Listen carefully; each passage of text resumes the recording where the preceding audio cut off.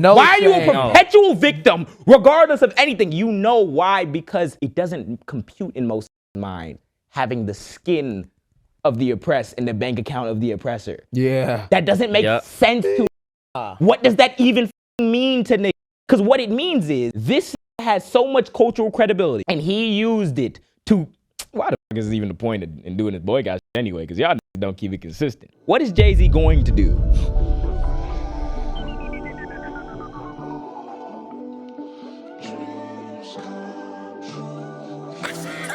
Yo, what's going on, everybody? Welcome back to episode 67. Don't do that. Of the JAAM podcast. It's JJ, Avery, Allen, Matt, the way it always is. The way it always is, man. How we doing this? We should have skipped this number, just put 68. Yeah, for this very special episode, we are gathered. A bunch of the comments are going to be memeing already. How we doing on episode 67? We approaching 70. Alive and well, unlike Lindsey Graham. Great. Off rip. We getting into it. One! Man, Lindsey. There's plenty more where that came from. Yes. Yeah, we are, this is a celebratory episode. You know, I seen a thing about someone talking about living a good life where you do the most good for the most amount of people on the planet so that you don't end up in a meme. It just so happens that Lindsey Graham dying coincides with the 6-7 episode. Yeah. So if you needed any guidance on how to if you need any guidance on how to not live your life and not get put in a meme pack, we'll show you over the course of these next 2 hours. Jesus. Thank you guys for joining us each week, as always. We appreciate the love and support y'all been showing us. Man, please, before we get into everything, right? Actually, let me give you a little preview of what we're going to do. We're going to talk about a lot. We kind of teased Lindsey at first, but we're going to also have one Jam Talk response because we got a jam-packed episode. We're trying to get through everything, but we're going to take some time, talk to y'all again. Thank you. Please leave your comments on every platform with hashtag JAMTalks if you want to be featured in the episode. Bang. We will read responses. We will read y'all comments and everything. Now we're going to move into Jalen Brown. Jalen Brown's been in the news, basketball player, formerly Boston Celtic, now Philadelphia 76ers. Yeah.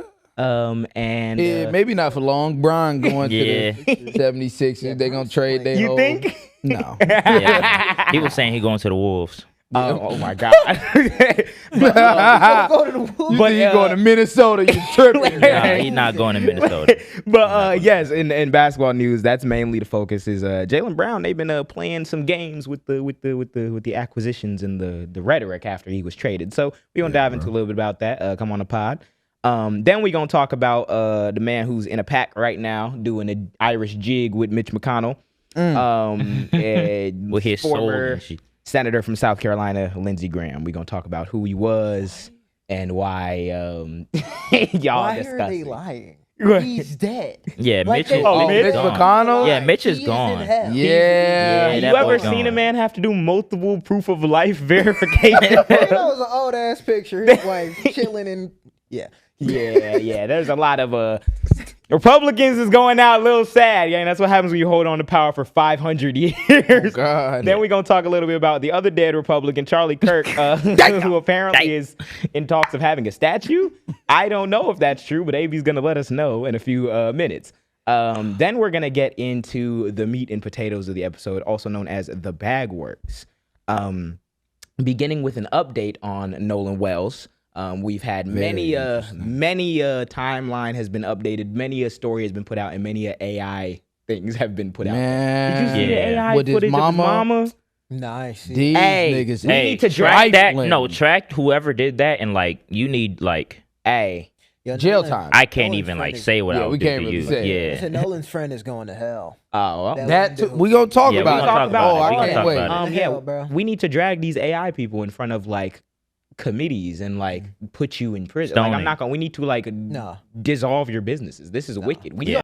Outside the White House. Allegedly. Allegedly. Leave it to Alan. He will take it there. They take it too far, bro. Okay, but after we update y'all about Nolan, we're going to get into Pharrell Williams and the black elitism that is pervasive in our culture. I'm very interested in where Alan is gonna take this into because our topics kind of work in tandem. Because this week I have taken a break from the overt politics, even though because we're gonna laugh at Lindsey Graham. And I'm talking about music. I love music. What music in particular? Jay-Z. Oh, God. It's your boy. Yo, B. Yo, Yo, he took the Hey, that lame nigga took the dinner. Took the dinner. the phone. Yo, I seen getting happy about the chicken fingers in a Timberland boot. Oh. You are. I can't say. Yeah. You are. Yeah. They handed out like as the concession for the limited edition. It was the big show they had at Yankee Stadium. They had the chicken fingers and the Timberland boot for like some New York like Niggas protest. Alan, don't tossing say nothing. Don't say it. You know what I was gonna say? You are. Oh, Yo, but we that don't. black elitist. But yes, in the conversation of black Chicken elitism, nuggets. Jay-Z. Jay-Z. Over some chicken nuggets, bro. Nas ain't that special.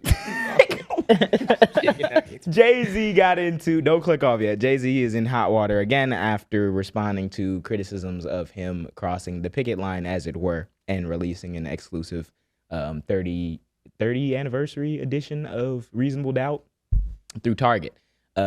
So everyone was on fire, and then he did his performance with the chicken finger buckets, and and he responded to it. So we gonna take a look at that. And Dear it was a big God. cultural moment as well that everyone's been talking about. So we gonna dive into a little bit of that, and then we gonna finish off with the doom of the day, the doom of the nation, the doom of the last few years. Doom of society. Immigration and Customs Enforcement, ICE, murked 3 people within a week after getting their budget expanded yet again a few months ago. And Dear we're God, bro. Wait, what happened? He showed me the chicken bucket. Oh, good God, yeah. So What a time. what a time. What a time. We got people being desensitized and trying to get the escape with that. And then you have people getting shot in the streets still. Yeah. So Yeah. we're going to cover all the bases. Absolutely terrible, bro. We're going to talk about the victims. We're going to talk about why this agency needs to be abolished, yeeted into the sun, and every single perception about how we do immigration to go out the window yesterday. Like absolutely yesterday. But yes, if you do go on to enjoy everything that we're going to talk about, and if you want to pick and choose which one you want to watch, you could probably click on the little time. I know we got chapters for y'all Everything. niggas. We got chapters. And but please like, comment, share, subscribe, watch the whole thing, get your popcorn, get your food, everything. Alan, where can they find their favorite podcast? Favorite podcast, bro. Y'all can find us on YouTube. Oh my Probably God. what you watching on. Premiere. But if you want to listen to some shit, you go to Spotify. You Yeah. know, like maybe you want to switch it up. Ooh. Maybe Acast, Ooh. some Prime, Maybe. Wow. Instagram. If you like want to watch clips, Short attention TikTok, spans, you know what I'm saying? Yeah. Blue Sky. Yeah. I mean, if you want to watch that real exclusive content that you're not finna see on YouTube, Talk there's about an app. It's called Patreon. Oh my, Patreon.com/thejaampodcast. Yes, sir. Bro. oh my. You can join for free. Yeah. And if you want to pay, it's $6. That's cheaper than Netflix. That's cheaper than That's cheaper than any utility bill you got. That's real. cheaper than For what they quality charging content, man. you for the subscription to have your car be able to lock nowadays. So please. What? What? They doing subscriptions for all types of stuff in cars. They doing it for heated seats now. You see lying? those? What car? For like, What brand? I think I looked at. I know it's in Benz. It might be in BMW now. Like, yeah, they doing everything on subscription pricing. So like, when you buy the package with your car, you agree to pay X Nah, a month man. to have the feature. I kill Nah, somebody. Hey, Black it's a- Mirror did an episode on this concept. You gonna make? I spent $80,000 on a BMW, a new AMG, you name it, and you have the audacity to tell me I need a subscription to have heated seats? I'll kill you right now. No, like I ain't gonna lie, like, Like, no I killed you bullshit. right like now. I'll rip your eyeballs Yeah. out. It's Real gotta life, get all real. alleged. You said Black I'll Mirror let did you. a Yeah, Black Mirror did a concept on like the whole subscriptions things. It was like this lady who had ended up needed brain surgery, and it was like, we can fix it, but we're gonna put this chip in your wife's brain to like have her live.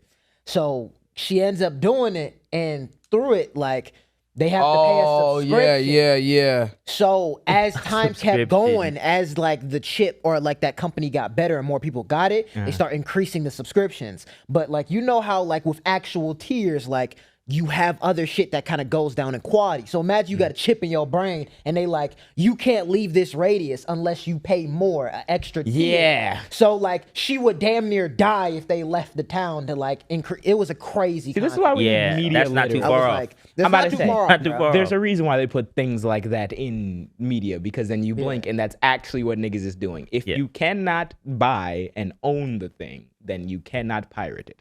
Bro. Hey, PlayStation. We're gonna talk about all that and Yeah. more. Yes, please follow us on all of our individual platforms as well if you want to keep up with us outside of the podcast. JAAMJ. Oh, what you on, man? Sorry, I was zoned out, man. I was tweaking out. I was thinking about the pirate. That's a good point. AB the artist. Yes, sir, Ski. Let's get it. Of course.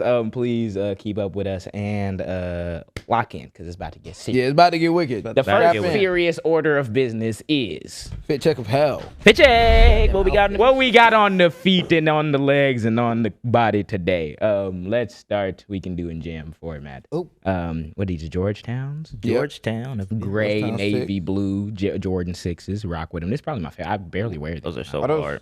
Favorite Yeah, pair of 6s. Yeah. Then navy blue sweatpants. I think I got it like a Uniqlo or something. So hopefully they're not implicated. It might be. Then Everyone. Babe of Doom, Babe of favorite Doom. jacket. of Ever Doom. since acquiring, this has been shooting like 50% in the episodes. So it's gonna. I don't know what else to do, gang. Shout out Pharrell. Yep, we got that. As It's I'm wearing hot Pharrell's outside, clothes on. so too. Huh? As I'm wearing Pharrell's clothes on. yeah. Bang out. Can't escape it. Can't escape. See? Don't you realize? You No, I thinking don't the realize. same way. No, I don't realize. It's not DEI. Don't you realize? Okay, we're gonna talk about all that. Yep. Hoodie, it's hot outside, so Chain on. undershirt Some blood. only. Chain stack. Now I'm saying wrist. Now I'm saying hair. Now I'm saying two Hair strands. out. Shout out loctician. Shout out barber. Shout out. Hey, your boy has the Galaxy foams on the feet. You know what I'm saying? I haven't seen those Galaxy in years. foams. Ice cream pants, cause I'm happy. Got the BBC on, cause I'm happy. Oh my It god. At doesn't least we're mean your we audience. can't criticize you, nigga. At least we're your audience and not Yeah. military force. Go ahead. Exactly. The military force, I just seen a video. No, we're not. No, no, no. Anyway, you got the watch on the wrist. Shout out you know to what I'm watch. saying? Shout out Shout to out watch. to Satchel. Coach Satch. Coach Satch. Satchel. Got the gorilla in the mouth. Yes, sir. You know. Chain on it. Chain. Yes. Ears. I know what you got on, gang. Feeling quite spiffy. Oh my god, we're Feeling gold. great. I'm feeling no hood. Oh my god, y'all ain't even know them boots look like that. Nigga, Boots Got it crazy. jaded on the pants, half even on the belt. Ooh. Ah, Got a yeah. little crop teeth. Who Soho. made Who that? made that? Couldn't tell you, nigga.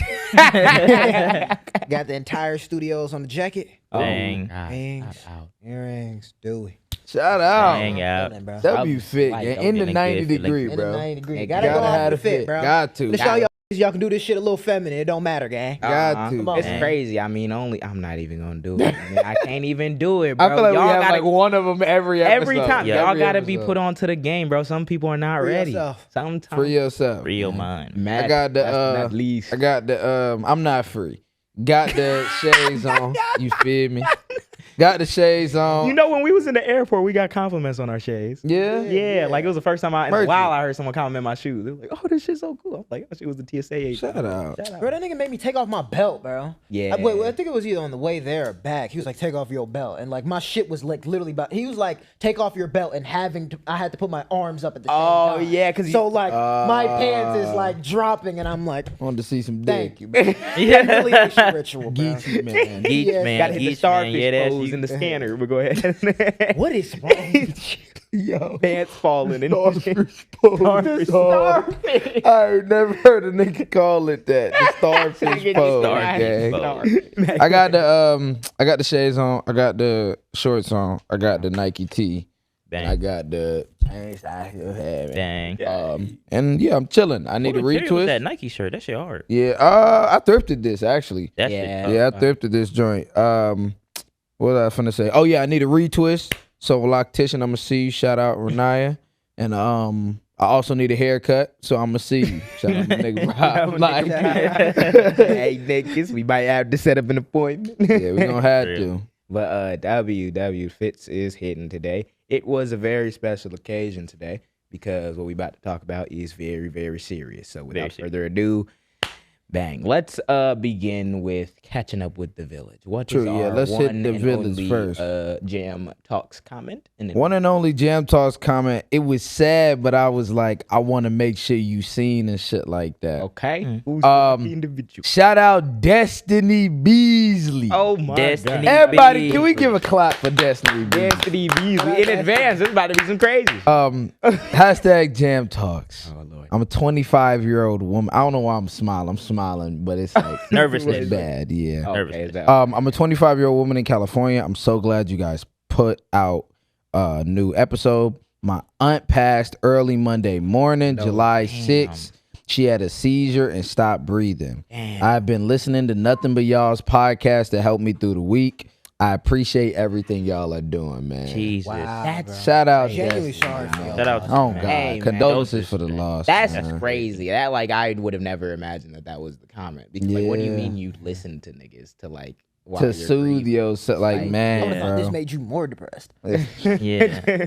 So everybody The shit don't that be we talk feeling the about, way yeah, we yeah. be feeling when we be Yeah, talking. bro. Like, No, that's okay, yeah, actually- true. Yeah, the shit With that the we shit that talk we about. be talking about too, Yeah. like, yeah, bro. I think that's just love, bro. that goes to show you though, it's literally like that as much as I think about it too, because this shit is obviously not easy subject matter to like deal with each week, but like it really shows you the kind of like value that you have in Yeah, other people's bro. lives. Yeah. Even if the shit might be sad, like for us, people genuinely will like, I mean, it'll brighten their day, and I'm happy that I was able to contribute like at least a little bit to it, because yeah, that grief, especially going after death, is so difficult. Like, It is, especially like you go through shit and you get older and you start to really like, because like I'm really starting to understand like most shit is a fleeting moment. So like when you have something that can like take that feeling that you feel just away, even if it's for like an hour or two, Yeah. I like really like value that shit. I think that's why it's so surreal, because like starting to understand like, bro, like it's crazy that we be like giving niggas like an escape for real. Yeah, Yeah. bro. It's so surreal every single time. It's crazy, like, especially when you think like, when I feel like being on the other side of that screen, you always hear the bad shit. Like you thinking the bad, you thinking about the You thinking the noise and absolute shit. You worst. thinking, yeah, you literally the absolute worst. So it's always dope to like even hear stuff like that, because that like light a battery, like a fire in your back to keep doing it, but also like it kind of make you feel human, you know what I mean? Like a little bit in a way of like you just not like a character on screen that people Right. just, like, Yeah. watching and shit. It come in full circle. It's like I remember the people I watched just to feel that escape. Yeah, and bro. now, like hearing that, like you Literally, provided bro. that for someone. It's like it's completely surreal. That's like, Yeah, bro. yeah. And I hope I you can't feel even put it better. in words, bro. I hope you feel way better. Yeah, bro. Real life. There's no Condolences for guide to sure. grief, so I hope your journey is just a smooth sailing journey. Oh Yeah, Jesus. man, that's so crazy. Yeah, so we're gonna keep bringing you these episodes, and hopefully we can do. Oh God. Now we can't stop Now we till can't. at least 80. Now we got Yeah. You now we got feeling 100 better ball and shit. and Now shit. we got to get the 100 ball. Shout and out to you, shit. Destiny. Shout out Destiny, man. Shout out Destiny. You know what I mean? JAAM Talks. That's why we W do Jam. it, man. JAAM Talk. See, that's all I got time for. The other shit niggas be trying to be funny in these comments. Stop it. Oh, so you just want the death? Like, oh. No, I just want a meaningful interaction. Oh, yeah, You bitch nah, niggas be real, like, real. they took too long on your fit check. Fuck you. Somebody's having a good time, evidently. I'm not here for that, man. I just want the facts, man. Y'all just talk about you just talk about celebrities. I just glaze over. Go fuck yourself. It's That's like, so real, though. if you think this is not what we about, bro, we're about the culture. The Oh, culture, the bro. culture, the culture, the culture. Say it Go again, back like, to literally, episode 1 and watch all the way up to 67, It's nigga. always You'll figure been. out who we are. There's a bunch of people who got to do that. Go watch every single one of them episodes. Oh, God. Go watch every episode. But then yet again, new people are coming. So New people You know, are coming. shout out to new people. Just like the new people that are paying attention to Jalen Brown right now. Oh, Jalen God. Brown, Let's the talk about boy. Jalen Brown. I've been seeing like the aftermath of him getting traded from Boston to Philly, and he's been on live like asking niggas like, "Yo, I don't know what happened. They packed me up." He's been you know, Jalen Brown is very smart because he is like a pretty good messaging master. Like, Yeah. No, he's- for sure. He's not going on these appearances and being like, "Fuck the Boston Celtics. Yeah, These bitch ass exactly. niggas got me going on some. He's like, nah, I don't know what happened. Very What happened? strategic He's in it. letting you make the conclusion yourself because if you look, real. you look close enough, you know exactly what the fuck is going on. Yeah, Yeah. very strategic in Yeah. how he's doing it. Say it. Rich Paul, come on, my nigga. Like, Yeah. I saw an interview or one of his pods where he was talking about Jalen Brown, the whole situation. He was talking about this statement when Jalen Brown was like, what did he say? About being basically like the smartest in the room because Yeah. the line it's not very high in the NBA because we're considering niggas who their whole life is basketball. Yeah, There's no exactly. room for education. That is common sense. Yep.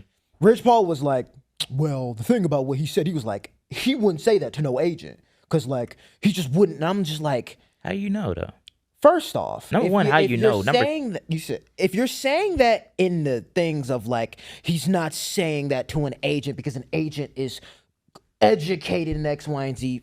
Gang, I'm gonna be so real. In this case, your only defense with Jalen Brown, like you only should be defending this nigga. Yeah. As, not only as a black man, but like you, especially you understand how this system is. You understand how racist these niggas are. Yeah. And you understand as a black male athlete, when you're in the NFL, you're in the MLB, you're in the NBA, Especially you already MLB, are yeah. looked at as a dumb.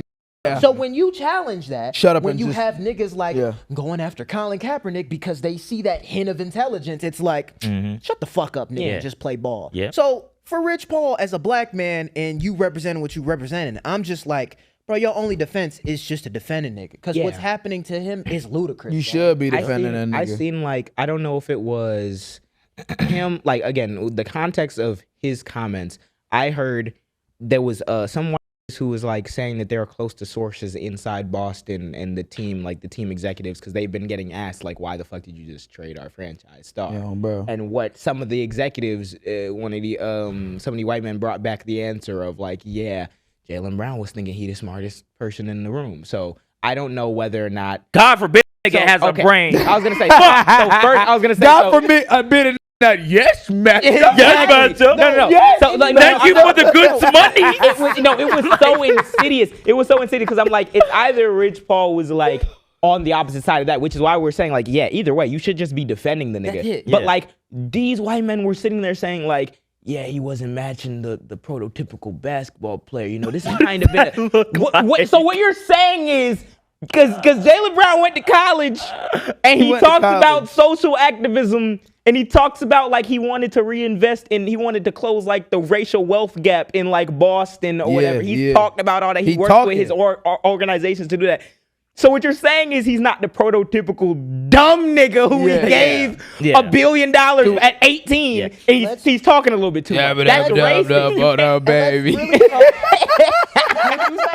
This shit crazy. No, I love the people in Israel. I love it. Fine people. I never heard no bad things. That from answer Israel. is cool though. Yeah. You're not too intelligent when someone. That's not too And political. then let's talk about what intelligence really is. Like, gang, nigga just saying, I just want a little bit freedom. Yeah. When you ask for freedom, it's like, oh, no. Yeah. Yeah. Or You equity. stay in that Or place. equity Yep. in Yeah. the thing that you've helped build, which is a fucking They franchise. made one statement was like, oh, I don't want an NBA agent because we see how, like, they play. They rock. Yeah. Yeah. And then now it's like, he thinks he's the He smartest. thinks he's the smartest. You're a Lo and behold, like the agents that are saying that, oh, he deserved to get traded or whatever, be fucking over some of these people Yeah. when they They do contract all the too. time. Yeah, because you're mad that he's come on, not, bro. I'm not necessarily going to say now, but you're mad that nigga's not finna take that Nike, Adidas, Puma deal or like any other deals, and he actually has his independence. Yeah, Nigga without got his own representation. brand, Yeah. got his own thing, going Crazy. to college, just talking,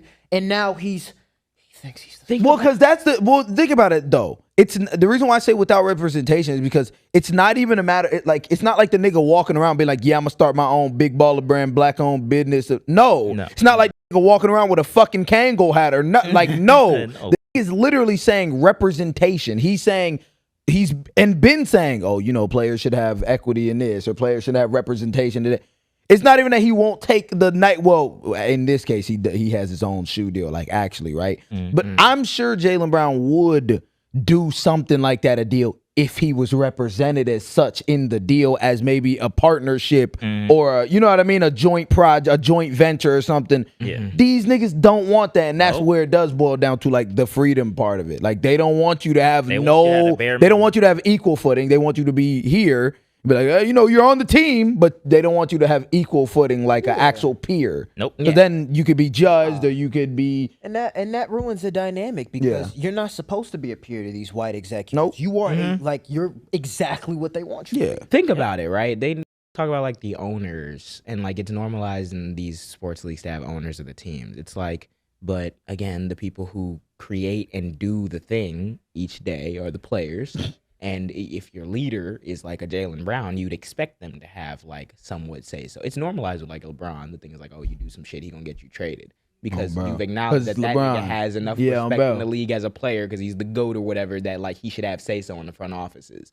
But like this who's actually talking, they're like, oh, they're trying to paint it as a character flaw because they can't attack his character. That he's like, it's so ego-filled of him to think how smart he is. Yeah. The nigga went to... That's what they do. Yeah, that's what how they do. Because yeah. you can't, like, niggas like him, they'd give you an award, like, years after he dies, named after Jalen Brown, because of how he was active in his community. The Roberto Clemente Award in baseball. Oh, Jesus. They would make it a tragic thing. He was a hero. He was doing community work on and off the field. The second that nigga starts saying, whoa, cut a check that way, nigga. Yeah, but if he's in the career in real life actually saying the shit actively, he was too egotistical, he's too smart. Too smart. It's so crazy. Smart. Like when you have like when your intentions are like just based off of being racist, you just make a rational, illogical decision. Because we think about like they were so intimidated and offended over something as small as intelligence to then ruin their entire franchise. Yeah. You're now racism. like, okay, Jason Tatum isn't a bad player, but Jason Tatum is coming off a really bad ACL. An Achilles. An Achilles. Achilles is a career-ending injury. He was out most of the season. Came back, what was it, like the last couple of games they had? Yeah. He didn't play that good. So your best bet, just because you felt a little offended,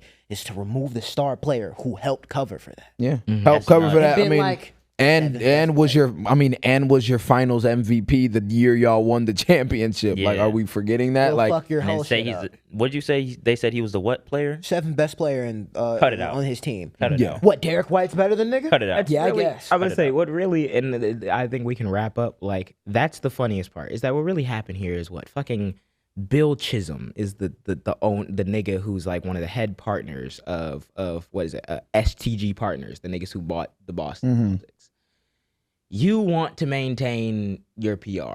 Like in my mind, it's like there's not like a player benefit, there's not like a prospect benefit, there's not a franchise like we finna win a ring benefit. That's like, oh, it's a nigga who got a little bit too much bread and he's not listening to you in the way that players traditionally are supposed to be listening to y'all. They're supposed to duck the questions from the media, only answer the Israel question with, I like the people, they're good people. You're not supposed to say nothing controversial except for when it's one of our people who are staking invested in some other firm, and then you can talk about that one. That's how it plays, and when you get niggas access to that much money, that's why it's like these niggas don't go to college and have the education that like Jalen Brown does. More than just that, it's just because you get the bread and the opportunity really early on in your life. So like, I remember I saw a clip of Jalen talking about how like by the time you get done paying like the agents and the XYZ and all the other shit, it's like people like these agents and these agencies will just be in your pockets and they won't be helping you build anything more than they are trying to like profit off you because you are a 19-year-old with $50 million. Do you know like how much you that helps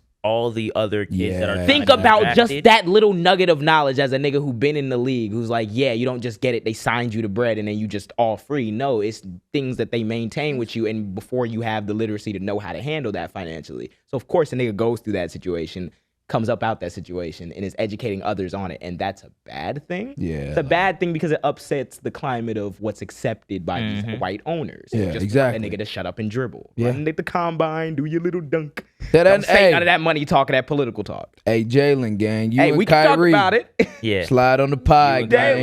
You and Kyrie, gang. You got a platform over here, gang. We can talk all about it. Ask all the right questions. All the right questions. Yo, and on top of it, we got to talk to you about that.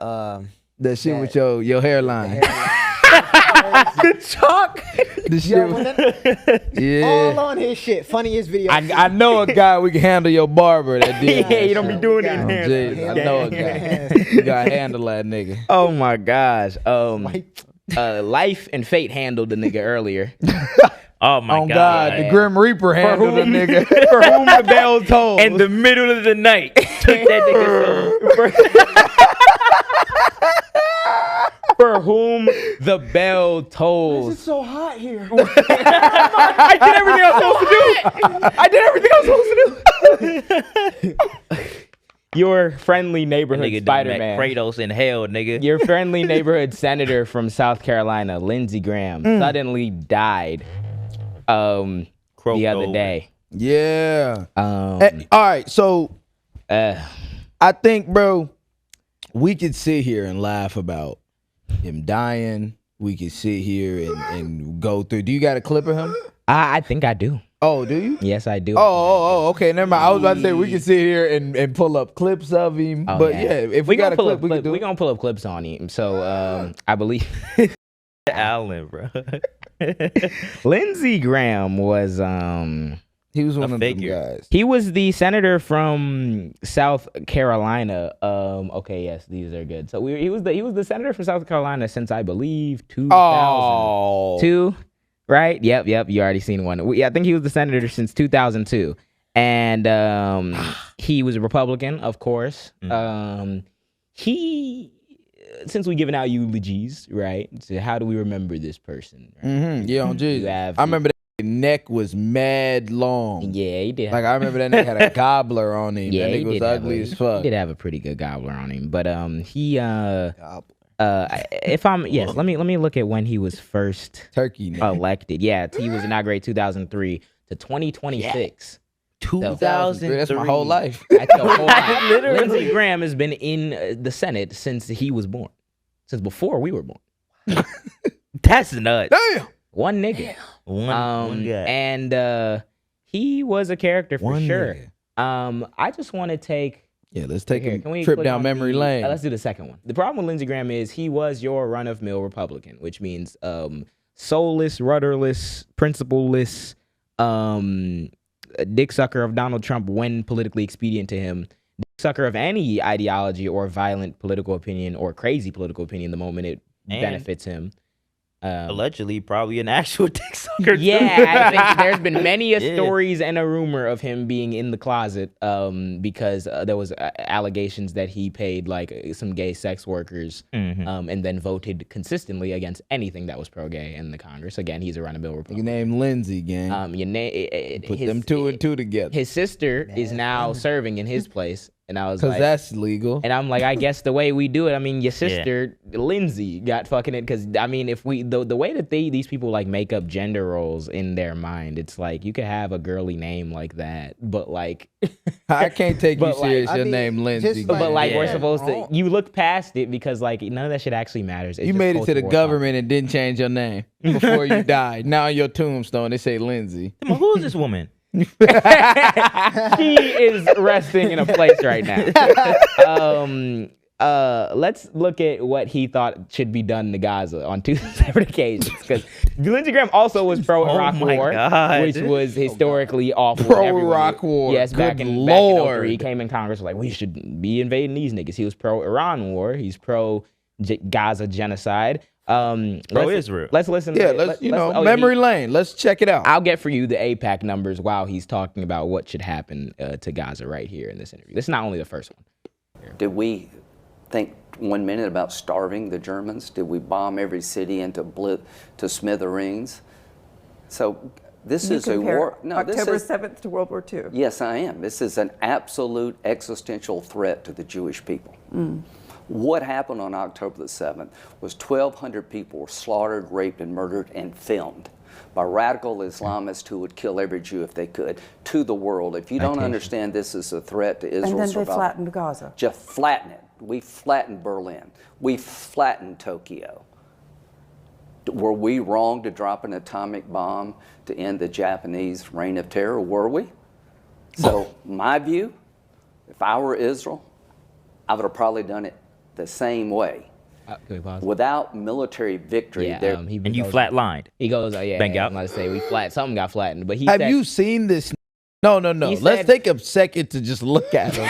That's so hard. This Oh, nigga is like it's like if you like froze a carton of milk, and then you put it out in the sun and just let it melt. Holy Put the soul of the dirty bubble in a congealed milk carton. Shake that bitch up and put a tie on it. That's how you get fucking Lindsey Graham. The dirty bubble. What's that? What's that nigga off SpongeBob with the wide ass hips? Was it flats? Nigga look like a substitute teacher walking around. Flounder, nigga. A flounder. All that nigga. goddamn meat walking around, nigga. No, so yo, this nigga is melting. oh my God. So he was very much South Carolina Senator Lindsey Graham received $999,580 from pro-Israel interest groups and political action committees, including the American Israel Public Affairs Committee, over the course of his congressional tenure. So big Millie on the head top to produce you saying we should drop nuclear bombs on Gaza because we were right to do that to Japan. We didn't even do it to Tokyo. It was Hiroshima and Nagasaki. It was Hiroshima, dumbass. But you just saying shit. But we were firebombing Tokyo. But Yeah. We should flatten Gaza the same way we did those because it was justified back then. What if I told you it wasn't justified back then? What if the Japanese was ready to surrender? I mean, what if the Japanese was ready to surrender and we said, you know what? Fuck it. We're going to drop a nuke on 100,000 civilians. Because also we wanted to test it, and also we wanted to beat Russia in the arms race, and also we wanted to be the ones to save the day in World War II. And then we told our citizens for 70 years that there was no choice but bombing these two civilian centers because we had to stop a ground invasion. We would have killed a lot more people. So let's vaporize 200,000 immediately. In a random city that, like, them niggas was Them just niggas woke up in the shit, morning like, one day and seen a flash of light, vaporize. Yeah. And like you're clearing that. And he's clearing that, and he's saying we should do it again. That's literally like one of the biggest atrocities. Your life is, that's so crazy how you set that AIPAC number, because like your life is defined by that. Yeah. Like that is how you decided to really live 900K. 900K. What That's what your life is. I seen a video. I was gonna bring it up during when you was talking about the topics we were gonna talk about. I seen a video. It was Gaza in 2023 from like the satellite image with the green buildings everywhere. Greens. Look at it now, just straight rubble and gray. Mind you, I just Gray, like it's nothing there, like nothing at all. Mind you, I just saw the unofficial, because we know it's Frost, death toll was at 70K. It's been at 70K for like months. Yeah, exactly. It's not 70. Exactly. It's a severe undercount. Severe There are undercount. over 100,000 people that have been killed, probably, or He talking are about actively 1,200. dying right now. Yeah. And that's not including the millions who are going to be displaced the moment Nope. we keep doing the millions that already have been, displaced yeah. over the course of Israel's lifetime. And Kamala Harris it was gave Lindsey Graham. Oh It my was- God! okay. Like, It's satanic niggas like that is the reason why Gaza is the way it is. Yeah. And it will continue to get worse. Can we hear what his other opinion on this exact same issue was again? We decided to end the war by bombing Hiroshima and Nagasaki so we with got it nuclear right this weapons. That was the right decision. Give Israel the bombs they need to end the war they can't afford to lose, and work with them to minimize casualties. Well, can I say this? Give them life, Is it okay minimize. for America to drop 2 nuclear bombs on Hiroshima and Nagasaki to end their existential threat war? Why was it okay for us to do that? I thought it was okay. To Israel, do whatever you have to do to survive as a Jewish state. Yeah. Whatever. That's the nigga who, like, let's pop open the elephant in the room. the Pandora's box. That's the nigga who Cory Booker made a fucking video about, saying Like you took time. this out of was your my day. homie and he was a great guy and he was XYZ. Kamala Harris then went on Twitter or went on wherever the fuck she went on and was like, Lindsey Graham dying is such a. Here, What are we? What matter of are fact, we let me- talking What are we about? doing? Let me do the quote. You want the actual quote? Kamala Harris says, "I am saddened to learn of the passing of my former colleague, Senator Lindsey Graham. He was full of wit, energy, and charm, and he cared deeply Wait, about the That's state the wit. and the people of South Carolina. Doug and I are sending our thoughts and prayers to our loved ones." Like, can we look at what Cory Booker said? On his morning walk, by the way. On his morning walk, casually. So I go up to Lindsey Graham, and I'm a brand new senator, determined to do something about mass incarceration. And I hear through Dick Durbin and others that he's the guy to work with. And I say, Mr. Graham, sir, I'd like to work with you on criminal justice reform. He seems almost amused by what I said. He goes, Corey, do you understand? Pause it. Nigga, he amused. Why is he amused, AB? Tell us. We're going to find it. You want me to help the nigga? Help the nigga? Nigga said, let's let this nigga cook because he doesn't even understand. He looks almost amused when I asked Lindsey Graham about how we fix incarceration. Let's take it back a couple seconds and let him go. Through Dick Durbin and others that he's the guy to work with. Dick And I Durbin, our say, senator. Mr. Graham, sir, I'd like to work with you on criminal justice reform. Graham, he seems sir. almost amused by what I said. He goes, Corey, do you understand? I'm in a primary right now, and I'm running against a guy who is batshit crazy. I can't even so much as talk to you right now. Get out of here, man. Come back to me after my primary. And I laughed and came back to him after the primary. And true to his word, he rolled up his sleeves and we went to work. And thanks to him and Dick Durbin and some other Senate heroes, our bill became the First Step Act after years, 2 presidents, 2 Congresses, and became law. One of my favorite moments in that negotiation was at the last minute, I'm trying to force one more thing into that bill.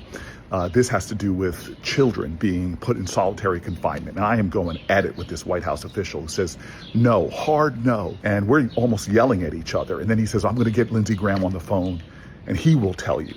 And so he gets the White House operator to connect Lindsey Graham onto the phone. And Lindsey Graham listens for maybe a hot second and then interrupts the guy and says, are you kidding me? We need Cory Booker to get this bill done. We can't do it without him. Give him what he wants. Holy pause. And it was in the bill. Like, I ain't never seen a nigga suck a dead nigga dick. Every time when like a Yo. nigga dies, they like they do this. He just was so amused by me. Like, he thought I was the special. You get? I was gonna say It's like- it's some special snowflake shit. Yeah. You like feeling like the special snowflake. sucking a Cory dead Booker, nigga's bald dick. ass. You want to know what's the major context that this nigga hasn't like added in here? You know why Donald Trump got the credit for the First Step Act? Give us the context, man. Take a random guess why, like, you know, he came into Congress. I think when he came into Congress, I think Obama was still president. And the First Step Act didn't come into law until Trump was president. You can take a random I wonder guess. why. Take a random guess. Because the other dead nigga blocked it too. Mitch McConnell and the McConnell. entirety of the Republican Party had the fucking legislation of the First Step Act being bipartisan under Barack Hussein Obama. They just didn't And wanna then give him the they credit. pressed it and they delayed it and then they didn't want to get it passed so that Trump could come in and say, see, blacks, you can't say I'm racist. I did criminal justice reform. Cory Booker was a useless fucking pawn in that also didn't even root out a lot of the systemic racism that it was trying to address, because then Trump's Department of Justice got control over their First Step Act again after they elected him again.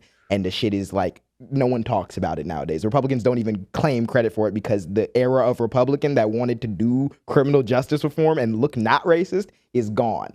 Whole time, he's been still shaking up with them same niggas. Yeah. So even in your fond memories of how you knew the warmongering racist nigga, and he finally told you, fuck off, I don't care about you black people that want to get criminal justice reform. Come I'm talk in a to me- race right now. Come talk to me after I win my race and make sure I You get said, my power. what a guy. Okay, I'll do that. Yes, my son. Came back hand in heart in hand to talk to you again, this racist nigga again.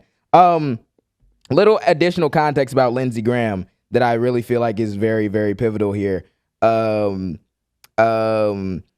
His parents died 15 months apart when he was in college. He took custody of his teenage sister, Darlene, who is now the current senator. They just appointed her. I didn't even know that shit was like legal Yeah. until I looked it up. I'm like, we The- let that shit like slip by? Nigga? Yeah. Like, what the Yeah. fuck? The racial climate remained tense as Graham when he was the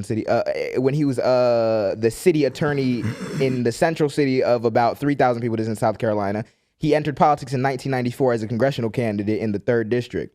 To win, he relied on an endorsement from Strom Thurmond, a leading segregationist who Strom ran for Thurmond. president in Good 1948 one, as gang. a Dixiecrat. Remember we talked about how Yes. the party split and them So a racist niggas in Dixie the crack South? nigga gave him the. The racist One of the most racist niggas that a racist nigga could be at the time was like, you know what? Get out my face, black man. I don't want to talk to you. I need Lindsey I'm winning Graham. the race right now. Yeah, so That's the nigga that you trust. when the Democrats got mad in the South, the Southern Democrats got mad during the Civil Rights Movement because we was giving too many rights to black people. A bunch of them split off and formed their own third party called the Dixiecrats. The nigga who ran for the presidential nomination in that party in particular on some segregation now, segregation tomorrow, segregation forever type shit was Strom Thurmond. He'd been in Congress for decades. I think he filibustered while they were passing the 1965 Civil Rights Act, the one that he MLK did. He and them did. died over and shit. Yeah. Graham took over Thurman's Senate seat in 2003, absorbing some of the late senator's longtime staff and trying to match Thurman's record of constituent service. matching status. Yo, rest in piss. We don't gotta waste no more time on this. Yeah. Rest in So, peace, what does it say about our political system that you can shake up with niggas who their power and their paycheck and their relevancy and everything relies on them putting on a caricature to be racist and antithetical to everything you believe in and pro murder and genocide and everything? But like, we still got kind words for the nigga in the afterlife. Did you hear what Trump was? What he was saying about Trump when Trump first won, and it was 2016. Oh yeah, when he was not on. Yeah, he was not on this nigga side at all. Yep. Saying how this nigga was all types of shit. There's an saying how this article- nigga was basically like a TV personality. There's He wasn't there's on an no- article in Zateo that literally just goes through all the niggas' words on different like topics. In 2016, when he thought he was gonna be the one to take down Trump and save the Republicans, he was, this is a danger, this is a threat. Then when he won, he became the king dick sucker. Then in 2021, after January 6th, he said, Joe Biden and Kamala won. I gotta be the one to say it. I can't stand by and let. And then he won again after doing January 6th. And where was he right now till he died? On Trump again. That's what everyone hates about American politicians, and that's why we laugh at bitch niggas like that. I mean, and but that's the thing. Like, we'll go back to shaking up with the ops once we talk about ICE later in the episode. So that's why I'm like, don't worry, gang. It's definitely surreal seeing that nigga Kamala. It's surreal, like being a kid and learning about history and you like understanding like what role the Nazis like took and how horrible they were, and like now you're as an adult seeing people that look like you support Nazis. Yeah. Yep. And it's like, wow. It's nuts. Y'all ain't read Like- that book. Nope. Y'all ain't read that book. It make you think like the shit you really learned in history. It's like, Nigga, if they say like we supposed to learn this shit so we don't do it again, it's like It's niggas that aesthetics. looks like me, black people, is actively supporting Nazis. Trying to Yeah. normalize it Oh, no. because the failure of and For what? we'll move through it, because the failure of American democracy is the failure of American democracy is and will be continuing to value aesthetics over the actual thing. Yo, you can decorum these Obama laughing, ha ha he he. We just had a respectful disagreement when they become respectful. Yeah. Yeah. Right what? now, they're celebrating niggas getting put down in the street. Like literally, they do it all the time. So, like, what the fuck are we sparing these words for? It's because these same class of politicians, regardless of what they look like, are holding on to this bygone era that Lindsey Graham came from, but helped to take us out of into this era of fascism. So you've been getting slapped by a nigga his entire life, and then he died before you did, and you still getting slapped by the nigga. You still sucking dick. What are we doing? You sucking a dead. You sucking a dead. A dead nigga who does not like you or minorities or people or never did. Yo, And- bald or ass, at the nigga. minimum, y'all tell me he was a good guy behind closed doors. No good guy. Well, he can wasn't a fucking good- trade every single thing that they pretend to believe in public He wasn't when a they're good. in a He position was of like, power. what does that matter to He me, was a good bro? guy. You laughed at me a couple times. We always crack jokes behind closed doors, man. And then he got on live TV and said all people Like- in Gaza should be And then you talk to him eradicated. after Yeah. that. That's a Might character not have flaw. liked all niggas, but he sure liked me. Oh, Yeah, favorite like- nigga. I have my tag on every day. He worked with Strom Thurmond? Don't you good. realize he said he needs me? Oh my God. Like, Niggas suck. $2 million. Let's move into niggas suck. Oh my God. Let's talk about neck respect. Yeah. We can talk about neck respect real quick. Charlie my Kirk. Charlie Kirk is getting a statue, Yeah. and it will be in Times Square. You know you're not serious? lasting 2 Yeah, no, hours. yeah. No, we're dead ass. Yeah. I just want to. This is the part of the podcast. Wait, This is the part of the podcast where we put up bets, right? Mm-hmm. How long do we think it'll last? I'm gonna say I don't think it lasts longer than a week. I think, I'm going to give it in the middle of Times Square. They're putting. It's Wait, not. no. Unless NYPD is on some NYPD shit. Wait. Yeah. Who's they? Who's paying for this statue? They already built it. Some goofy built That's it. the statue. No, that's not the statue. That's the statue, gang. That's not the fucking statue. That's the statue, Please gang. zoom in if you can. Please. This we- nigga don't even look. Who is this? That is not the fucking statue. That's the statue. That's not the fucking That's the statue. statue. Yo, this Not nigga gonna look like lie. he getting shot in the statue. Not finna lie. In depth. This nigga look like he just saw the Yo, assailant. why is he down 45 Not pounds? Charlie, you Yo. look like someone you hate. But That nigga look like he just got proved wrong in the he statue. looking like a. Some dude by the name of, or some person by the name of Sergio That's Fern- crazy. Fernari. He posted the picture of the statue and was like, September 10th, y'all, is going to be in New York City. You're telling me right before 9/11, we're gonna put up a They picture better put a of plane Charlie. through We're this gonna put- nigga neck. Yeah.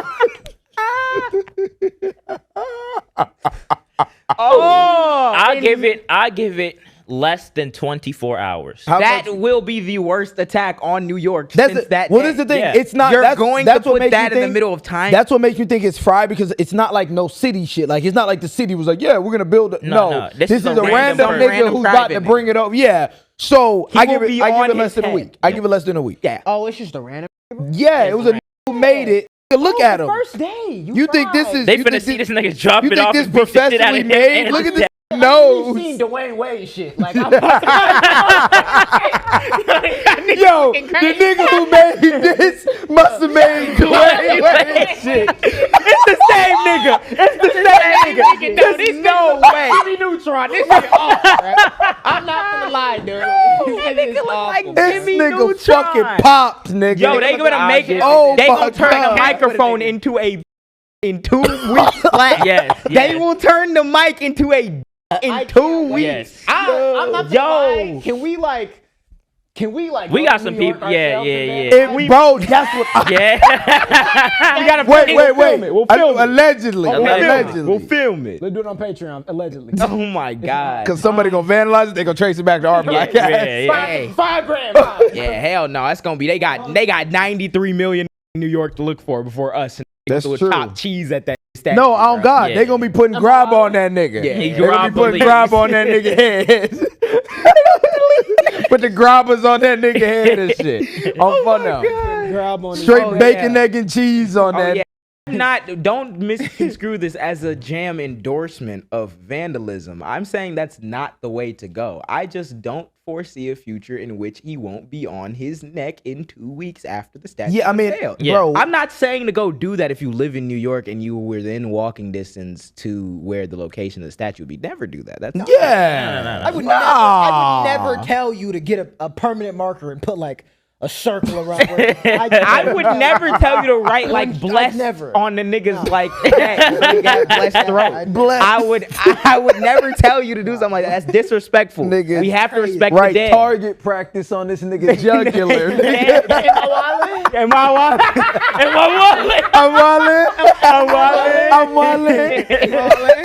Oh my god. Yo. Fuck that nigga. Okay, here we Shout go. out. Let's go to Beat let's go to potato. next. All right, get the laugh Piers out. Morgan's about to have a conniption on live on air how the left is celebrating the death of these people. I didn't put the clip in there, but he actually was like Who, in the Piers wake of- Morgan? Yeah, he was on there with Good thing Betty he's Hassan not- trying to nigga. like it was the funniest thing. It literally summarized everything. He tried to bring up Charlie Kirk and Lindsey Graham, and he was like, the left just be celebrating the death. And then he tries to go to the Trump nigga. He's like, so that's wrong.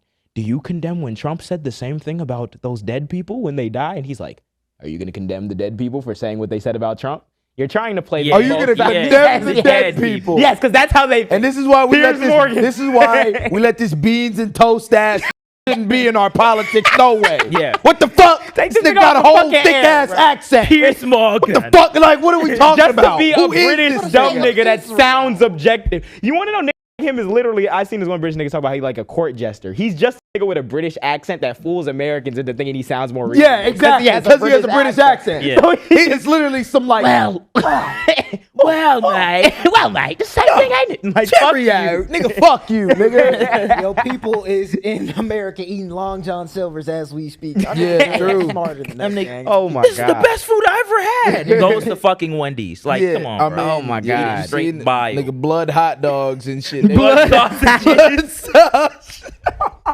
Like it's blood diamonds, nigga. Yo, I'm not gonna lie, the shit they eat in England, no wonder their teeth look that way, bro. I'm not. Shout out to all my homies, all Shout our out fans England. in England, though. You about to get If you on our side, we not talking about you. They But about to the other That's a valid niggas, criticism. You niggas is eating beans and toast, gang. and it's tomato beans. It That's ain't baked fucking beans. disgusting. Yeah, it my ain't baked God. beans. It's tomato beans. Yeah, Not nah. not an ounce of I'm salt be- on them yeah. motherfuckers. Yeah, nah. Just straight mush. Yeah, I deal with the obesity epidemic rather than eating like tomato beans. You know, our shit derivative from there for sure. Yeah, They our shit. we just our don't- shit cancer more than this Yeah. obesity at this point. They put Yeah. that shit in there to get you straight six, forever chemicals. get you Straight six chickens, radiation coming from the phone. six you chickens for the sleeping. cost of one. Yeah, oh nigga. God, McDonald's. That shit GMO that don't nigga to spoil. 8 chickens. That's pretty much how we do it over here. Yeah, no, that ass. But yeah, so Rip Bozo's in the chat. Oh, Let's God. talk about Yeah, the let's serious take a shit. step away from the clown and the hilarity of white supremacy to the actual impact of white supremacy. Yeah. Because we have to keep fucking filling it first just for Piers Morgan to be like, but mate, you can't laugh at that. Goofy, Please nigga. go fuck yourself. Please go fuck Let's talk yourself. about Nolan Wells and how much more of the timeline's been filled in from this potential lynching, murder mystery, secret drowning. I don't know what the fuck happened. 100 Apparently, people that didn't see fucking Don't nothing. nobody apparently. who was flipped Don't up nobody on know nobody nothing. saw it. Nobody saw anything. Yeah, so and he Yeah. frequents y'all because with that picture that came out showing like a month in the timeline, obviously he frequents these pool parties with you niggas. Yeah. No one knows where No one. the niggas at. So He's just cooling. Yeah, Mm-hmm. a nigga So- that be in pool parties all day, don't know how to swim. Okay. Okay. Anyway, so yeah, so Yeah, take us through it, gang. last week we talked about the situation. Brief overview. He went to Horn Island with some friends on the 4th of July. He didn't come back home. He ends up dead. Right. Yeah. After he ends up missing, they find the body. This lady by the name of Ashley Cole, which she's a judge. She's a mother of one of the people that went to the island with them. She comes out with this statement. She's like, no one in our family is trying in any way to impede with investigations.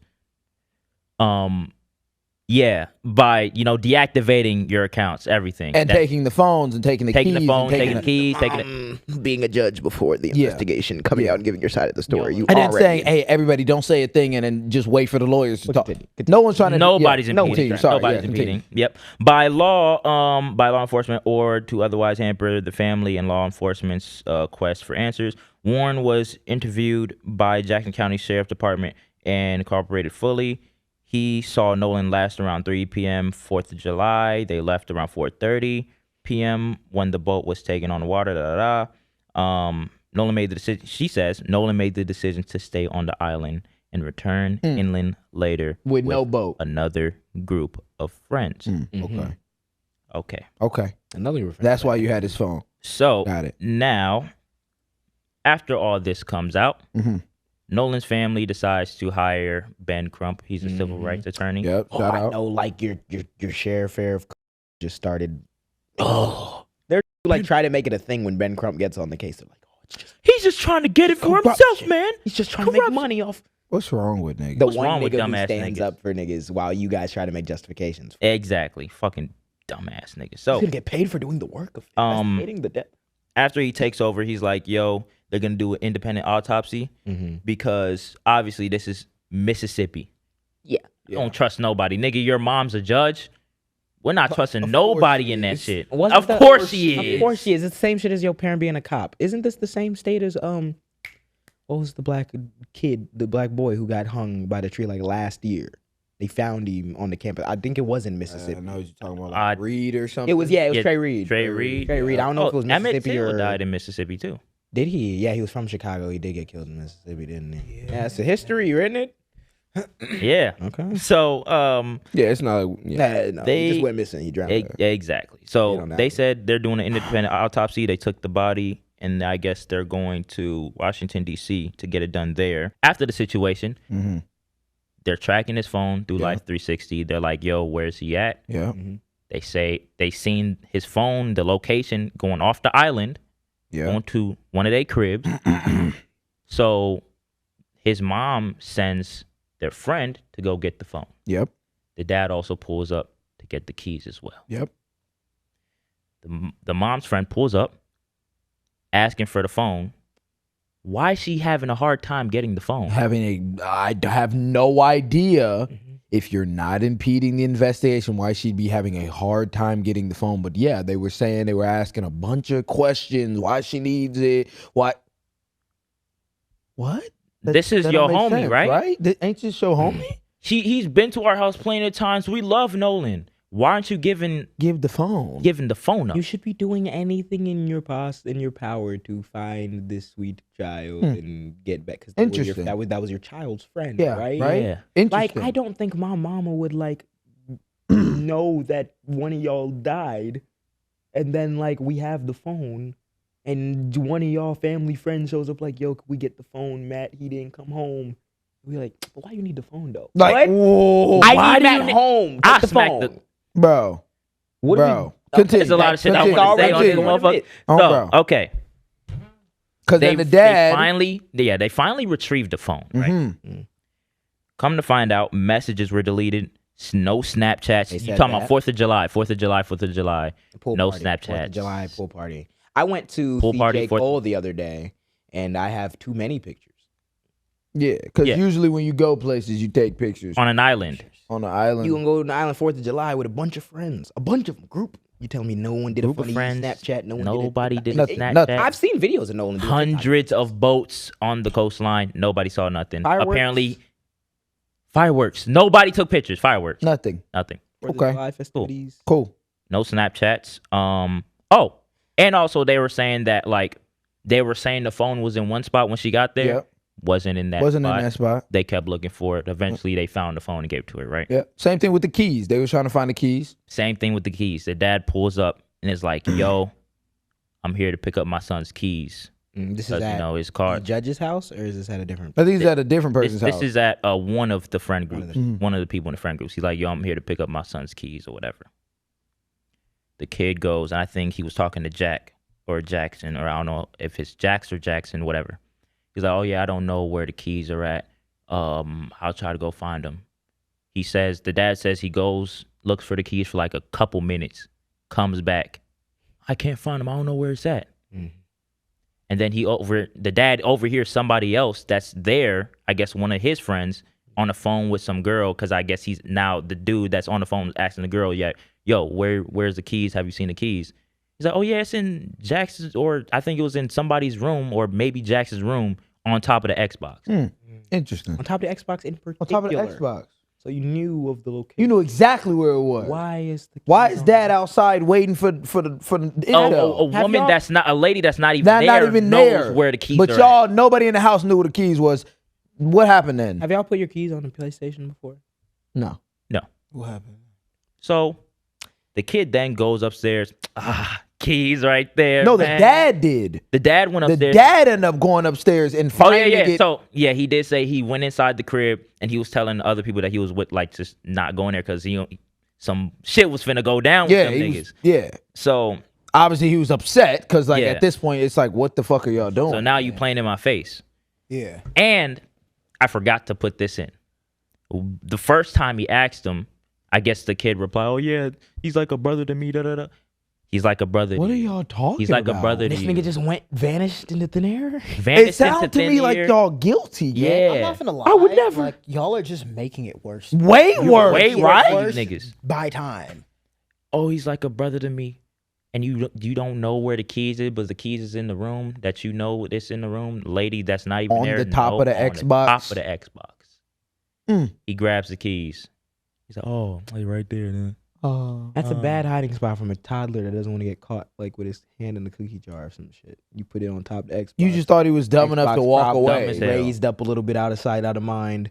You was hoping that nigga was gonna come in, dip out, and leave the keys, and we don't know where the keys are, and then you burn them bitches later or some shit. Yeah. Where else is my mind left to go when we're not cooperating in like getting your dear homies whereabouts. Exactly. So right after that, if we can pull up the pool circle image. This one goes viral now. Yeah. Yep. So this comes from another person that did a photo dump. I think that is Nolan right there. Yeah.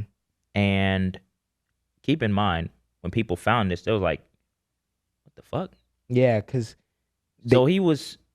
so people came to the conclusion. They're like, yo, so y'all got back from the island and had this pool party, and then what the fuck happened? Yeah. So those people saying, there was some other people coming out saying that they witnessed like an altercation, a fight, and he might have been like In the badly corner of the beaten, pool, in the corner of the bleeding pool and stuff stuff. like that. I don't know when this picture was taken. It really depends because I think the mom and everybody retrieved the phone around like 11. People are saying this is from 1 that can't be from 1 because Nolan was gone by then. Yeah. Yeah. So People said, it was 1 a.m., but then people were saying, no, this was a party days before. Yeah, they were saying that this was from like a month ago or something. Because I'm thinking about like the timeline. They were saying that the dad had went out. He went missing on July 4th. He said like by like 5 or something a.m. July 5th, the dad had taken a boat and went to the island. To go find look the for body. him. And they And the found- body didn't. And the they body found didn't nothing. come They till found the nothing. 6th. Yeah, they So- found nothing. so Body like- didn't come up till the 6th. To the next day. So they were saying that if this picture was from the 5th or something, that must mean he came back from the thing with everybody, which is tracks with the phone, that something happened. He got beat or something and they put the nigga on the island. Yeah. They were saying that this might have been from before all that. But even Right. then, But like, even then, it's weird though because like you do this photo dump, everybody sees the photo, and you take it off the photo dump. yeah, it's weird. Yeah, I'm about to say, when did Also, this photo- nigga has a USA carved in his fucking chest. The Yeah. nigga in the middle got a USA, meaning So- this has to be around either 4th of July or World Cup shit. Which, Yeah.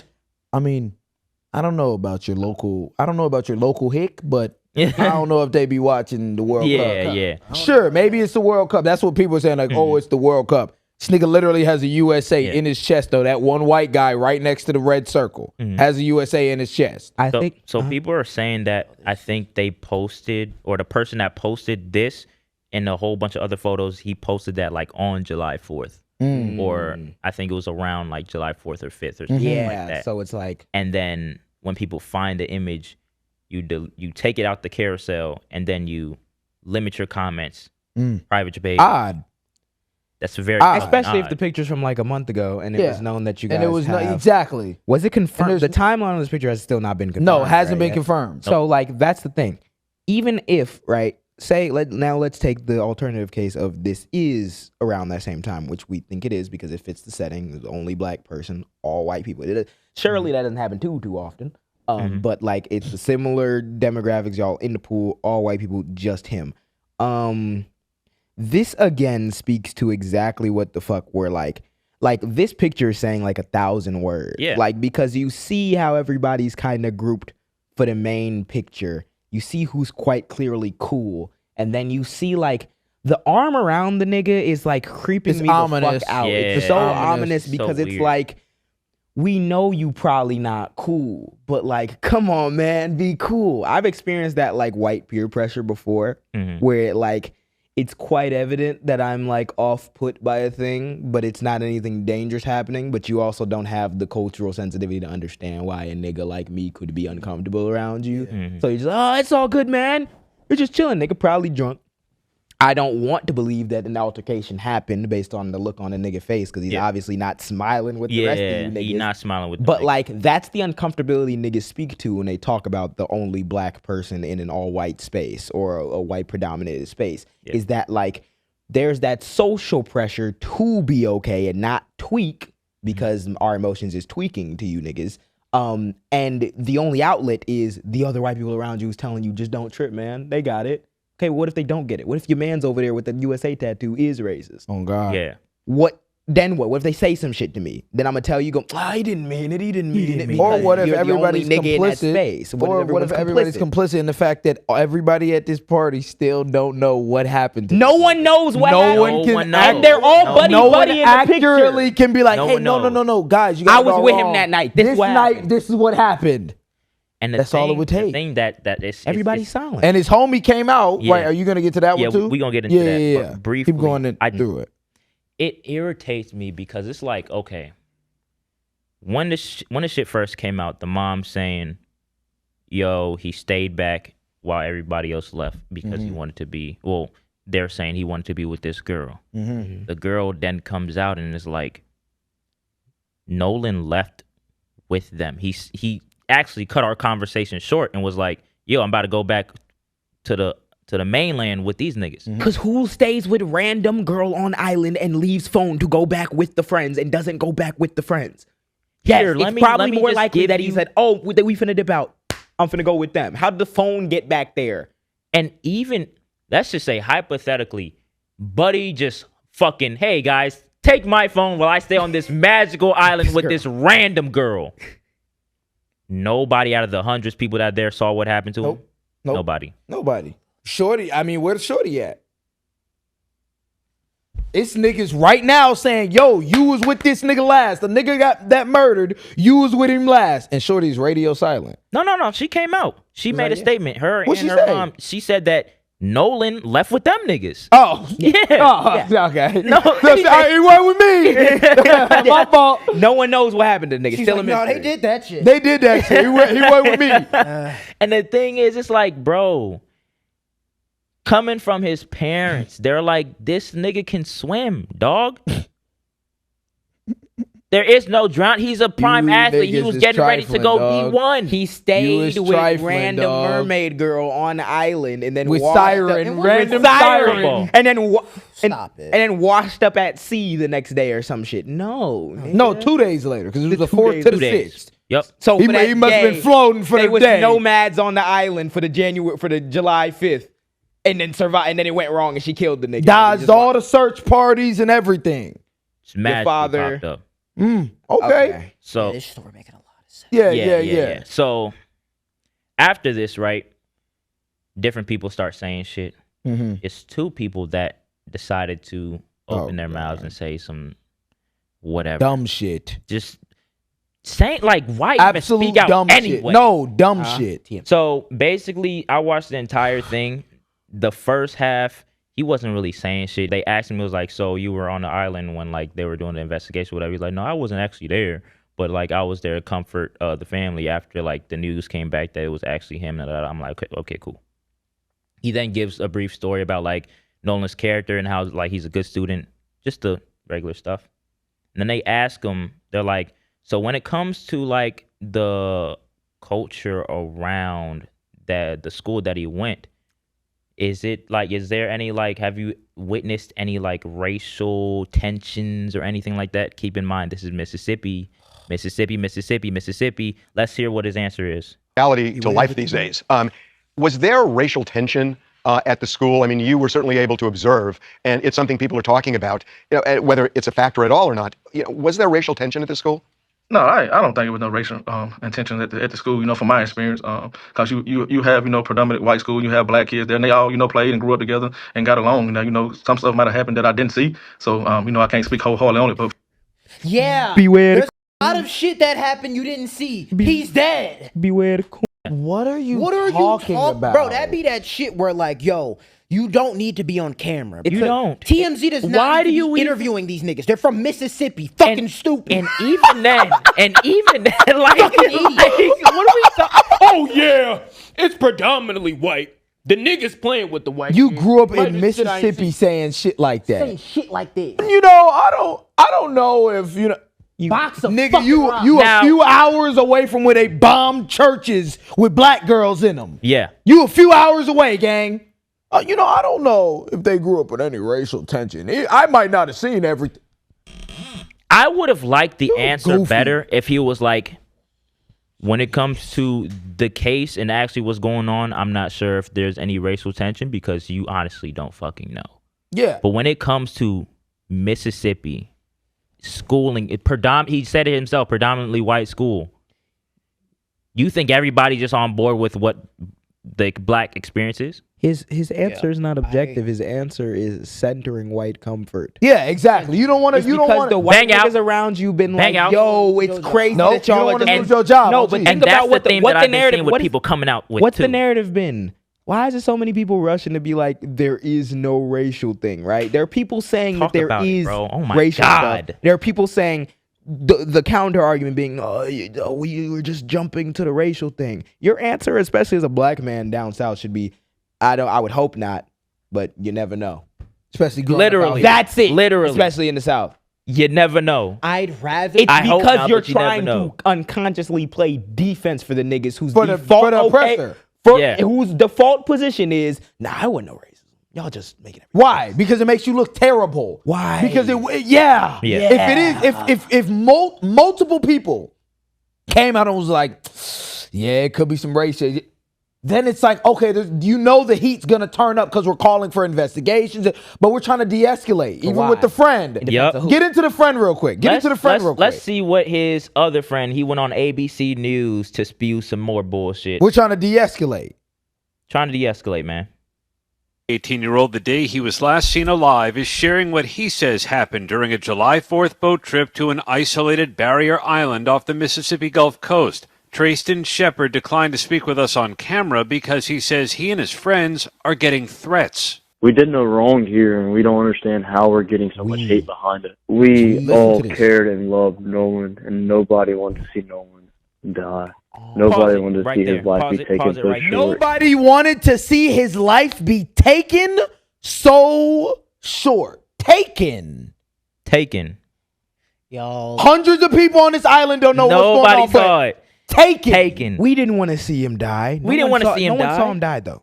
We didn't want to see him die. Nobody saw him die. We didn't want to see his It's life get unfortunate taken what so happened. short. Nobody seen it though. Why are you playing defense? It's a murder mystery. Imagine you like joined Among Us. This nigga getting booted instantly. Imagine you like joined Among Us. Yo. And y'all, the whole game in Among Us is trying to find the imposter. 2 niggas end up dead randomly in the middle of the round. Some random nigga who you swear is not involved says, none of us wanted to see him die. None of us would want to do. The whole purpose of the game is someone killed someone. Someone is the murderer. So therefore, I'm not going to vouch for everybody when I can't account for everybody. Why are you, the one black nigga, sitting here trying to play defense for everyone, speaking on everyone's intentions, all the white people's intentions? We all cared for Nolan. Someone killed the nigga. Obviously, someone didn't fucking care about him. So you're factually wrong. Something happened. Why are we diffusing to the point of, nah, we're trying to play innocence for everyone? Because you got white people in your ear, gang. Yep. You don't And you got know. them lawyers in your ear. Yep. And you You think got that we're judge dumb in or your some ear. shit. And you think That sounds like a prepared 18-year-old, statement. exactly. Yeah. You think an 18-year-old go get on here and be like, we all cared and loved for Nolan. And nobody wanted to see. Somebody came here and said, hey, you can't get on here and say what actually happened. We need you to de-escalate the situation because XYZ person is getting a bunch of death threats and they're getting investigated, and we need you to de-escalate. Get on so there. that we can, because the story getting too big now. Yeah. It's national news now. Get on there. Too big. It's too big. And this is why it's like, this is deep down. This is deep South, like, Yeah. This is fuckery. Yeah. because this is like, the fuckery of the reason South. why the story is so big is because everyone knows y'all are lying. Yeah. We still don't know Your what stories happened. are like, And like all of y'all It's mixing stories are with all each other. around the place. Yeah. You got coaches saying dumb shit. Nigga, you supposed to be teaching fucking Kevin how to run a route, nigga. You talking about dumb shit. yeah. Think about the fact that, like, if the death happened and the body got found, and then 3-4 days later, niggas was like, this is the exact timeline of events. He was here, his phone shows this, he drowned at sea at this time, and he came back XYZ. If y'all had a reasonable explanation for what happened, people wouldn't be jumping and pulling the race card.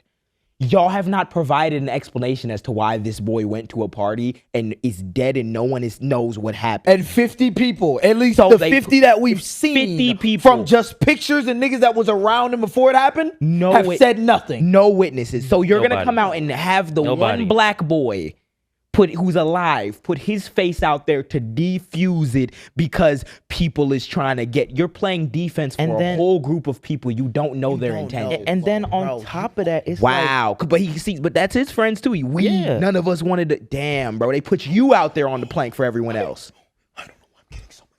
I don't know why I'm getting so much hate. Someone told you go out there and do not play into the race. He's dead. Who told this nigga? You still choosing to? Yeah. You deserve this hate. Yeah. And on top of that, it's like, bro, right when this is happening, it's not even like a week into the investigation and the cops already come out. We don't know if there's any foul play here. The cop then came out, said that, and then was like, we don't know if there's any foul play.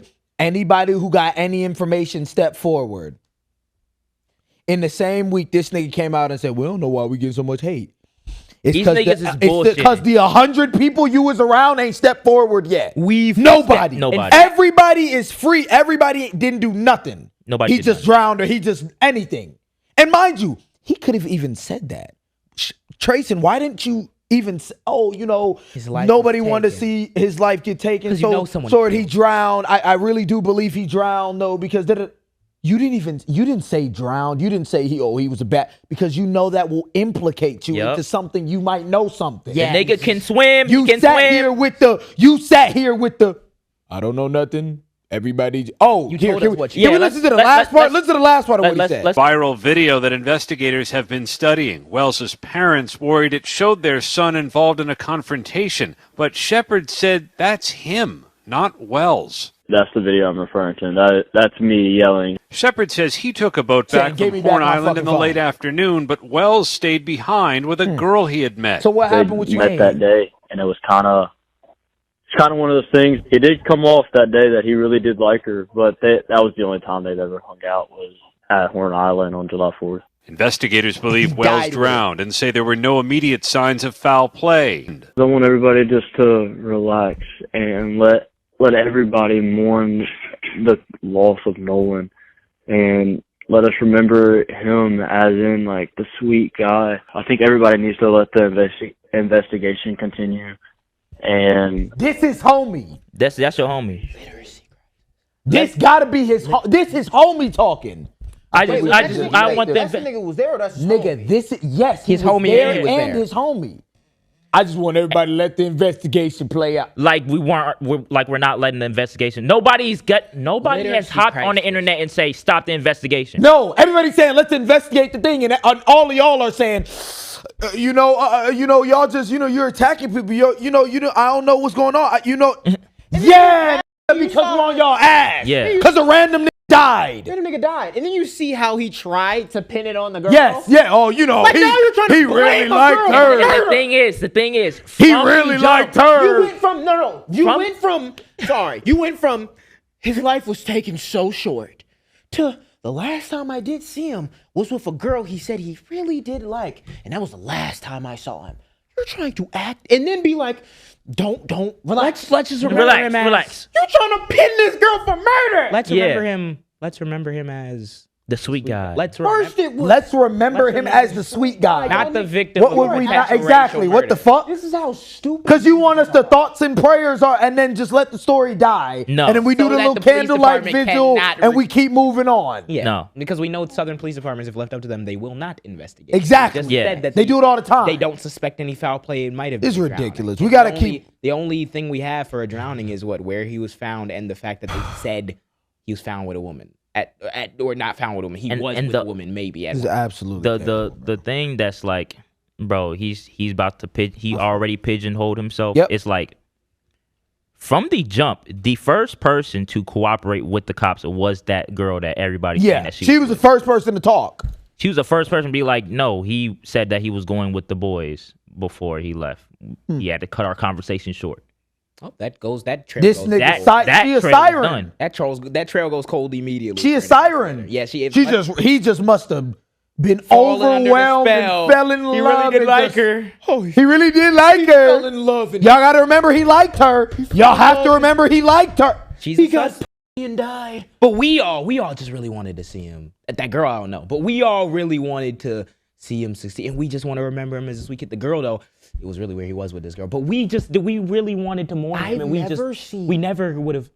An investigation. Wow. Where it goes, the nigga goes missing, and the niggas that is with bro are holding his item. The phone is the with phone it, but and I'm the pretty sure keys. they haven't. I'm pretty sure Ben Crump and them haven't even given the phone to the authorities investigators. to No. investigate yet. They said they will.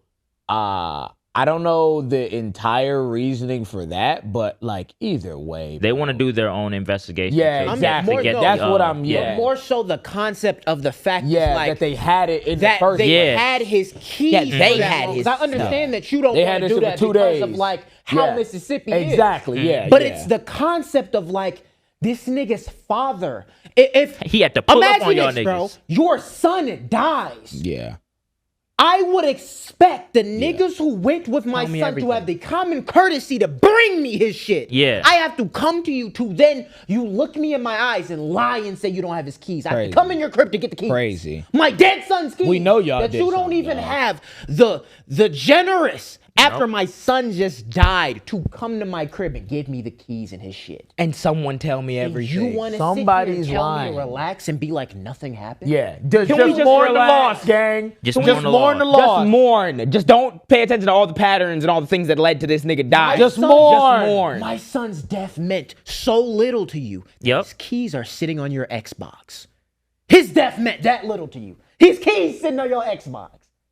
Yeah. It's a developing story, Yeah, dog. bro. And I guarantee you, on the jam, we will talk about it when these niggas go to jail. On Yeah. Jesus Christ. Because they're will. going to jail. We You will. niggas think you're going to get away with this shit. I swear to Fuck God, no. niggas is not letting this shit go. I got bro. all of these as suspects. They done arrested groups of black people because one white woman alleged something. Yeah, and killed them. And put them in behind bars for jail life. for and life that- or yeah. killed them. Yep. Yeah. And we have a group of white people who are scot-free, all at home. They all keeping their chilling right toes up now. because there's no other suspect into this case as to how this random black kid died, except for we did send one black kid who sees his friend, and he kind of looked like him, don't he? Same color. He said, "Don't worry about it." Use them same more. interrogation tactics that y'all do to black people. Because I guarantee you'll get some out them white kids. Yep. You letting them white kids come in this fucking interrogation room with a little McDonald's. They got their phone with them. They got a fucking pillow and shit. No. Get them that metal ass chair. Yep. Give them that fucking table and start slamming that bitch. Yep. And we gonna see one of these bitch ass don't talk. Put that air on Fuck to wrong with 20 y'all degrees. niggas. Freeze them Yeah. niggas. Or next time there is a white victim of and a black perpetrator of an anything. I guess we just mourn, gang. Yeah, they shit. Yeah, they. No national outcry for that. When that shorty got murked on the fucking train, was ready to start locking his up because a mentally disabled person got on the train and stabbed and killed somebody, and it happened to be a white woman. This black kid dies. We're all supposed to chill out. We're all supposed to just chill, mourn. Just chill, mourn. Yeah, let you the sound guilty, investigate- gang. You sound mad guilty. Let's let the investigation pan out. When we talk about this shit, it is increasingly more and more exhausting because black people are evidently not given the same charitability, the same consideration, the same like, oh yeah, this is a common sense thing. Obviously, something must have gone amiss here. Nah, there's always a Pattern slightly, recognition is only a thing when it's against black people. Yes. Yeah. And there's another pattern that we must start recognizing is the his friend of it all. Yeah. The skin folk who are not kinfolk. Yeah. Real life. Because at the minimum you need The to be double agent. If one of you niggas die and go missing, admit I can't say maybe for a legal reason, yeah, these white people murdered my homie. But I can say, I don't know what's going on. We live in a very white area and I would hope that he'd be safe around them. But like, yo, it's a bunch of shit going on. I don't know what's happening. This is going out of control. That would be enough for niggas to be like, oh yeah, you're humanized and you're rattled about the situation. Let's handle it with the care that's necessary. No, oftentimes you get niggas for whatever reason, either that's oftentimes because of the money, will provide the aesthetic and undercut you in every single way, shape, and form. And we allow that on massive scales. Sometimes it's not Nolan Wells. Sometimes it's Pharrell Williams. Sometimes it's Jay-Z. Sometimes it's that. And like you said, understanding that we are such at a disadvantage and you play into it to then raise your rankings, to raise your bread. Who? In the eyes of who? Eyes of who?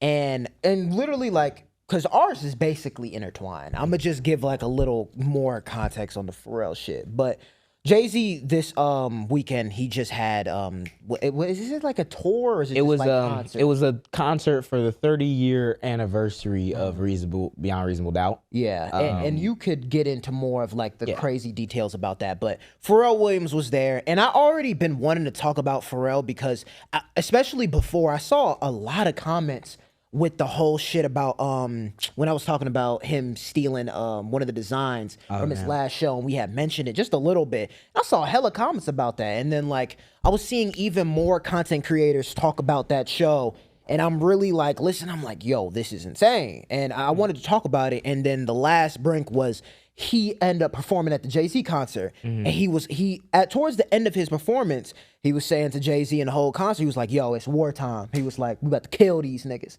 He was like, it's war. And I'm listening. And it's so funny because I see a lot of times with, especially like when it comes to whether it be the rap world, artist world, black like millionaires, billionaires, elitists, they always play the victim card. Now, do I understand the context in which Pharrell was talking about? No. But it doesn't.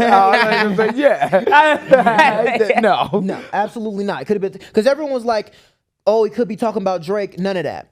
But it had me thinking, right? Me and JJ was talking about it because Jay-Z was doing the same thing. A lot of times they cause problems for themselves and then they become the perpetual victim every single time. What do you sound like? The same white people that's telling, everyone to calm down about Nolan Wells. Yeah, no, Create I a problem for yourself. And and let me explain the context with Pharrell, bro. Because here's the thing about this nigga. Here's what's so insidious about it. Bro, before I was really into the shit we doing now with the JAAM.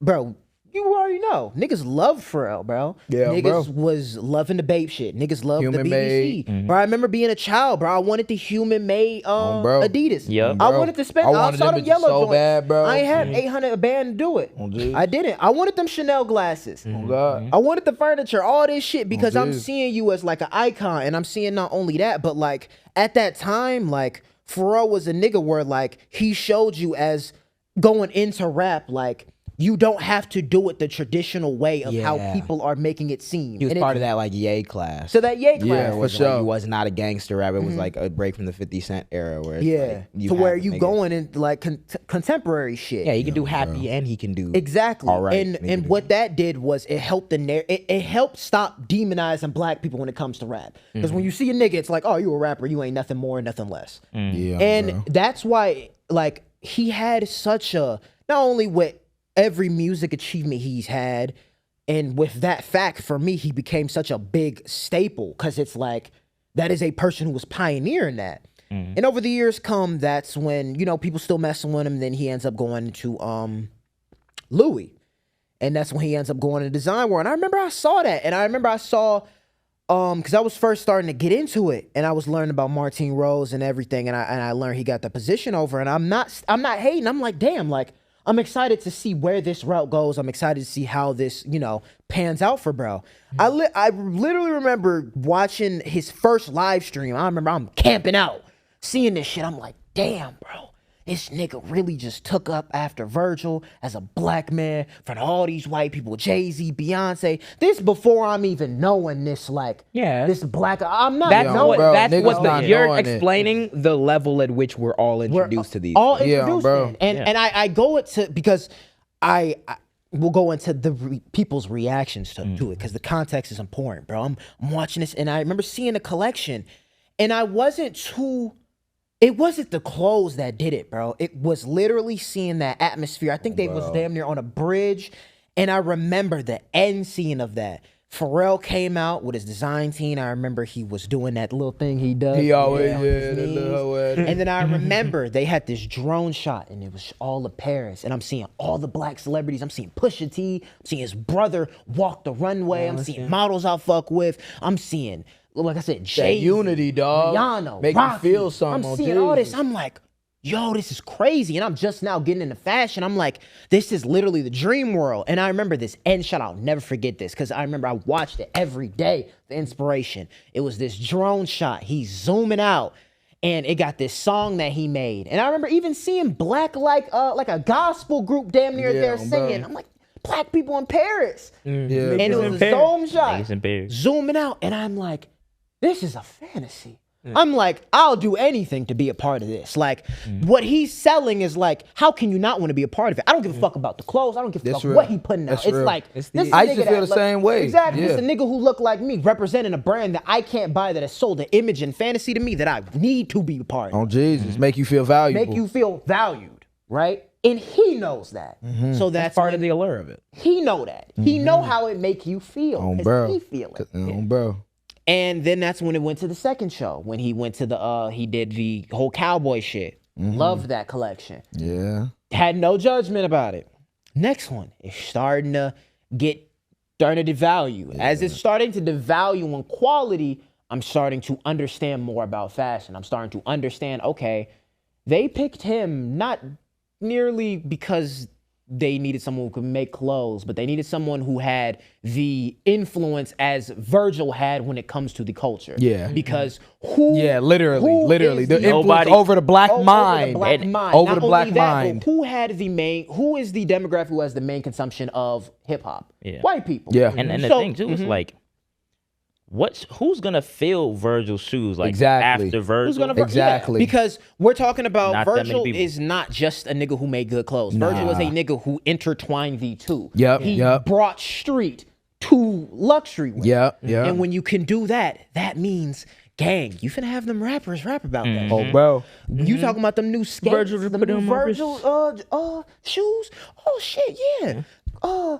Pusha T and all them niggas wearing the watches, the Virgil watch Drake was talking about. All that. But who gonna see them? Them white kids. Oh God. And who gonna ask they white ass mama and white ass daddy get them shoes?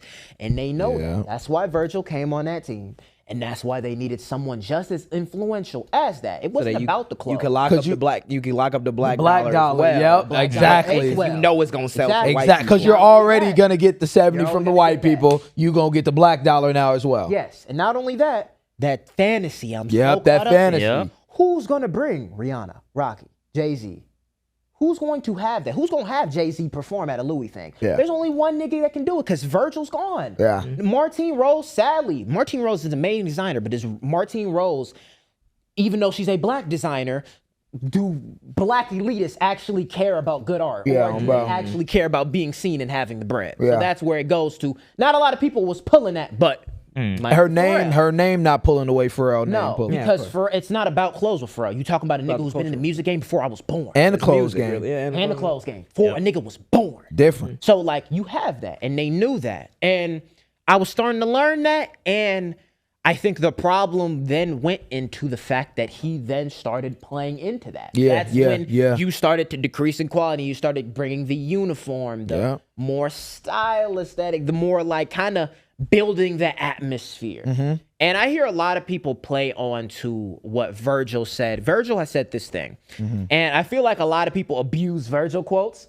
Oh my God, so fucking much. What they abuse Virgil quotes is because Virgil quotes can be intertwined. When you like bring up a minimalist concept, it's very easy to intertwine it with laziness. Yeah. So I have a cup. And that's like, oh my God, bro. He had the whole, like, I think it was the 3% rule where basically you don't change the overall, you don't bring a whole new concept to people a lot of times because it could be very just like out there and like it takes time for people to adjust. So to counter that, you basically do the 3% rule when you change like little things about it. So when you have the off-white Jordan 1s, you don't change the entire silhouette of the one to where it's dick. But that's when you have the air, you have the text, you have it to where it's aesthetic to the eye. And that's what Matt was saying with the whole thing with the can. You put this can the environment in an environment to where it can sell because it sells that fantasy. Then you can do that. If that can's in a white room versus if that can is in a garage, packed up garage. In the white room, it's valued so much more. It's fine art. In the garage, it's fucking junk. Then it's that. That's fire. How I took that, because it was an amazing thing. One, you're exposing the system for what it really is. Yep. Because Because like it's I not said, that the value's inherent in the A thing. nigga, It's the aesthetic a nigga around it. Yep. it is That a fantasy it is that a I was about to- fantasy yeah. that I am now a part of. Yep. It's a fantasy. It's a world.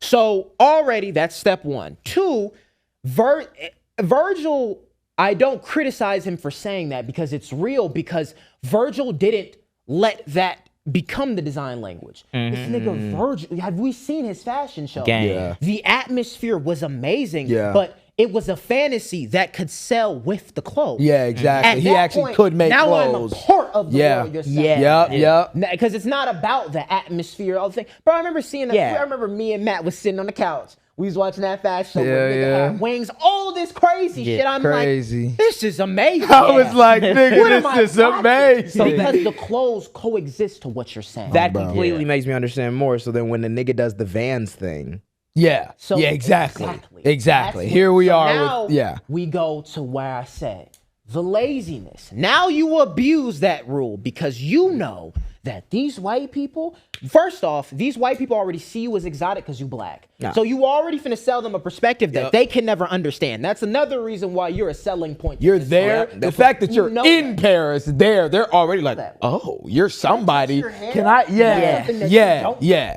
So now you get that. So now you playing into it. Yep. That's where I'm seeing it. I'm like, why are you not going there?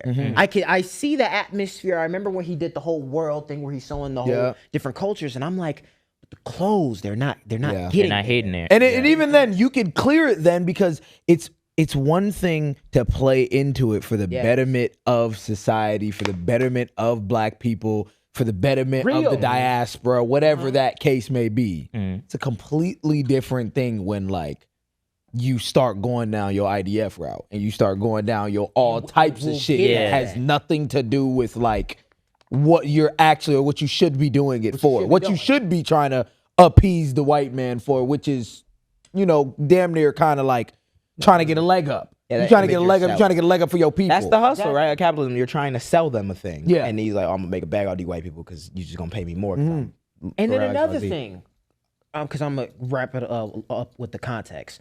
The grace, right? The Yeah. grace in knowing, in which I even had to Yeah, think the about grace, the grace yeah. in knowing, because I'm like, well, bro, y'all doing this shit because he black. Get this nigga time. Y'all on his dick. Like y'all did the same thing with Virgil. Yeah. Y'all said his first collection was shit. That was, yeah. Exactly. That was true. So I'm like, let me give him grace so he can keep going, right? And keep working. But I'm learning more, and I'm starting to understand. Like, wait, damn, Martine Rose is an amazing designer. Yeah.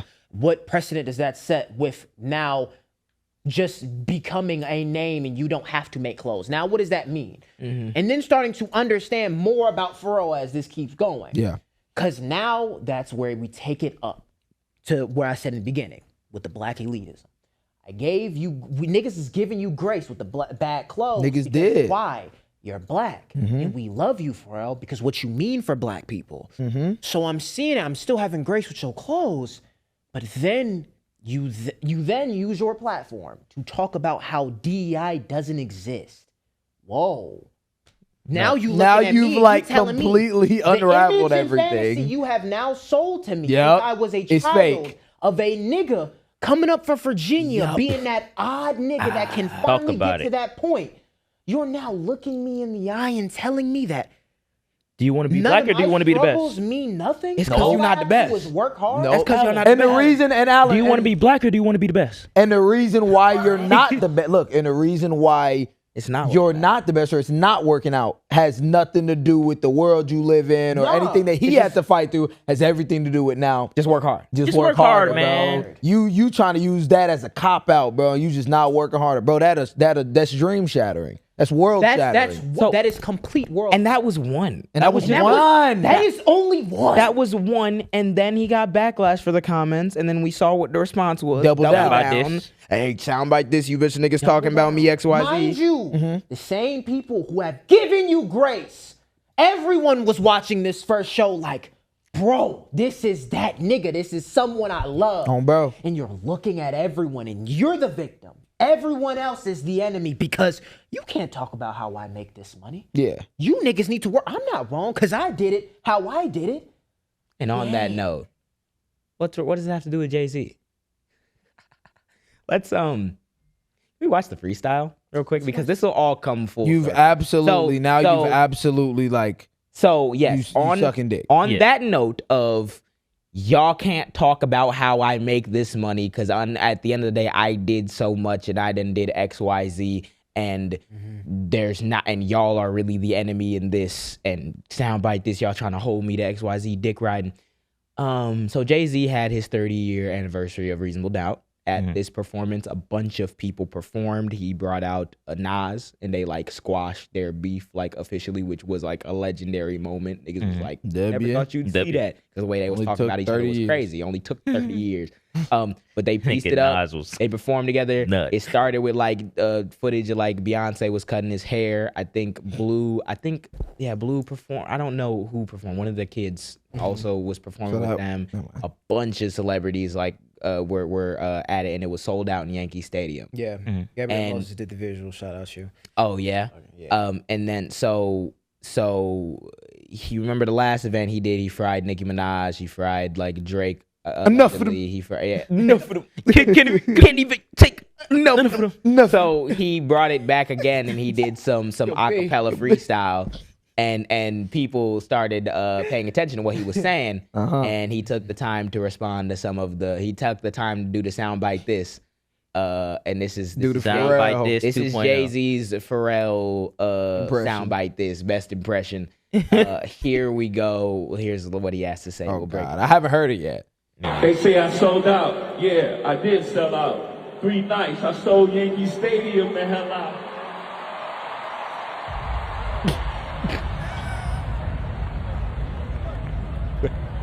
One bar. I'm a target. You ain't. Don't miss that target.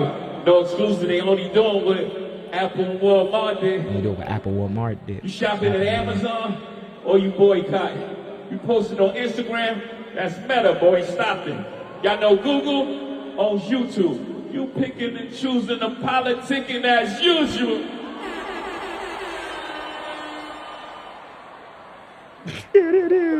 They dig it deep for nowadays. It's embarrassing.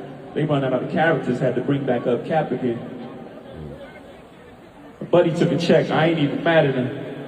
But along with that check, got to sign a non-disparagement. I'm the one they can't control. Y'all better be glad it's him.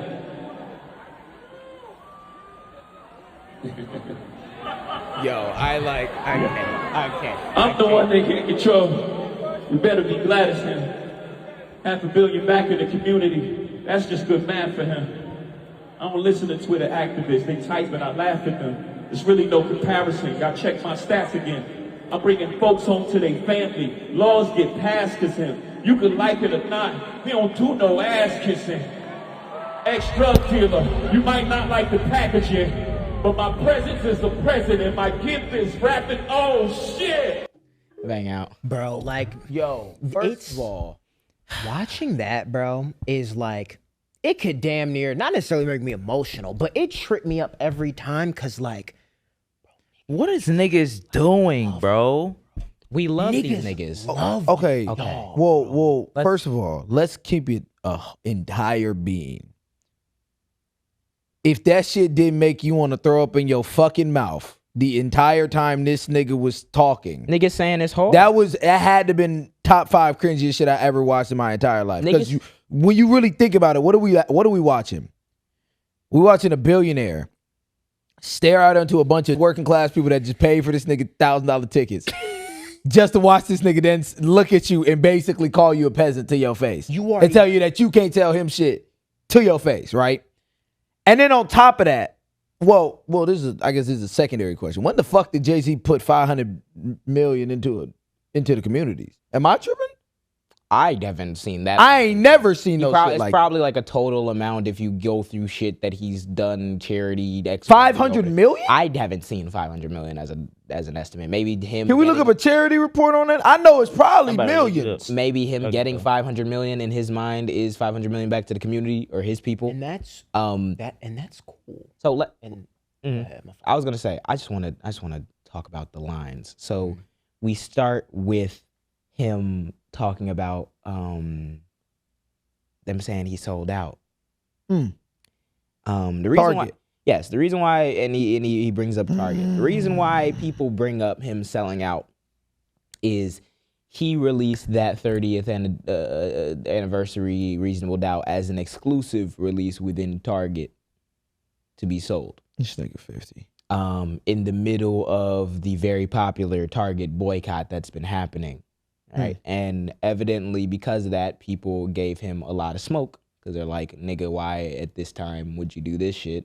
It was a similar thing when people were talking about boycotting the NFL, and then he jumped in and he became like, got ownership and representation on that, and then started doing the Super Bowl. The slave auction. Yeah, so like, people have been saying, and there's been thing in the air for a minute, that's like, why is it that it feels like these people who have the eyes and the attention of the black dollar, they'll find one or two of them to bring them in to wrangle the rest of the niggas to kind of set what agenda we're supposed to be on as black folk. These are people who have a lot of cultural capital, so the things that they say and they determine become a lot cooler and more trendy and relating in our cultures. So when a nigga like Jay-Z goes and does this as trying to clap back at the haters, he goes on this whole diatribe about how, good Lord, bro, y'all saying I sold out because I went to Target. You said that on Instagram. You said that on Twitter, on TikTok. You two owned by Google.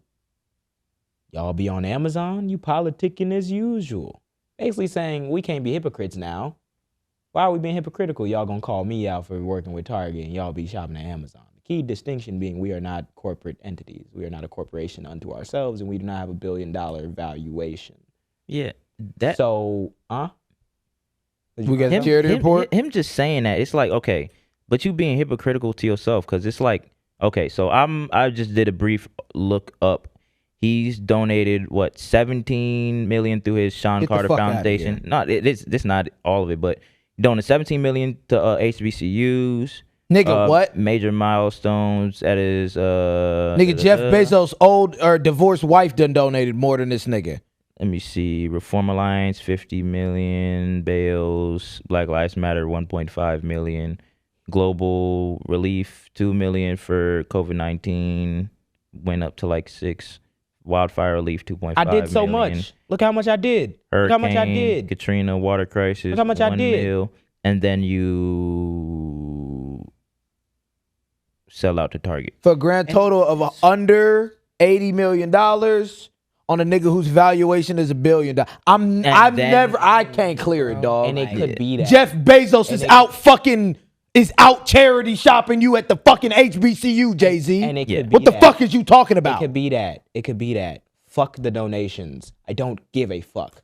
What does this have to do with the model you're talking about? Why are we pointing out hypocrisy? You signing your name as a brand on a deal with Target. That's any during a Target boycott. That's the context of this, though, because it's like, okay, you saying that you did all this for the community. We list the things that you did with your foundation. Why are you then going against the boycott people have been doing for years? Because it's about the bread. And in his mind, about it's the money, same thing because niggas is on TikTok and Amazon. I was talking about this anecdote that I seen the other day where, like, I seen a video where they're talking about how a random independent distributor on Amazon was making camera tripod stands. And pretty much once you begin, if you're an independent like seller on Amazon, once you begin selling things through Amazon, once it gets enough traction, like a lot of people are buying it, they have things on the on that platform that monitor what items are getting bought and which ones are popular. Once it gets popular enough, you have to like turn over your manufacturing information like to Amazon, just so they can confirm your. So they can take it. What they end up doing is they use your manufacturer information to pretty much create a dupes that they can sell at a way lesser price because they're Amazon and they can accept losing all the money that it would take. You can't accept doing that if you're the one making the tripods by yourself. So what does that mean? That means Amazon prices you out. Eventually, everyone who uses Amazon just goes and buys the same tripod from Amazon and they make their money back anyway and you get priced out eventually. You can't compete with Amazon. So if that's how that works, and not just this phantom, y'all be using Amazon, y'all could choose to boycott it. If it works that like an industry takes up a market and then forces everyone else to rely on that market through pricing out its competition, why is the one nigga who's free from those shackles saying, oh, y'all making the same decisions as me? This is a dumb. You're supposed to be the billionaire nigga that can bring these corporate entities to their knees to be on your terms, right? You don't have to use And Amazon. you're shaking up with them to distribute You can't your make shit. 444 and say that. He could start an Amazon. Yeah. Have you noticed why Yeah, everyone yeah. have you noticed why everyone buys Amazon? Why? What other platform do you have? How many Amazons is there? How many Y'all know Amazons is it to get you your shit delivered to you? Yeah, how many? And also like at the level of Amazon to where we're like, you can overnight shipping a fucking refrigerator, gang. Nope. Depending on how close you live to that warehouse. You can't do that shit on eBay. Jay-Z. eBay. Yeah, You can't do that shit on We've been eBay. talking about how TikTok has been ripping funds from creators for years. Did Jay-Z start an black-owned website? He started Tidal. eBay also had a smear Tidal. campaign that fucked eBay's shit up for a very long time in terms of their credibility. Yep. Like, But yeah, still, you I still ain't can't seen do the- that I shit ain't on seen eBay. the black-owned Jay-Z. What's called platform. Dude, I think this is YouTube's the owned funny by thing is about Google. this, right? I talk about the money so much, especially even when we get into donating, right? Mm-hmm. Like, I know you niggas not moral because what came out his mouth actually doesn't make no fucking sense. Nope. Like, what you're saying, what you're trying to the dots that you're trying to connect are so fucking far away considering you're a billionaire standing down looking at the peasants that like it's not making sense. So let's talk money, Jay-Z. No, gang, I'm not seeing your 500 million you gave to communities. I'm not seeing it. Even in everything you went over. If we broke down how much of that money went to COVID or black communities impacted by COVID or black communities impacted by, I guarantee not you the that much. percentages go down even more. Yep. So what the fuck are we talking about? You got $100 million house and car and crib. What are we talking about? Yeah. Even with the bread, it's like a thing of now you have now made the after you've been gone. This nigga Jay-Z been gone. Yes, he's been gone. He just now started getting in the limelight again. Why, In which Alan? Why? He's been doing his press. Because the niggas on tours. You're on tour, in which it's cool. But gang, you are now going out of your way to you because he said it perfectly. You are going out of your way to use your platform to now disrupt a whole thing that black people, the people that's at your shit, the people that's been giving you bread, the people that put you Supported in this you. position Yep. You know why?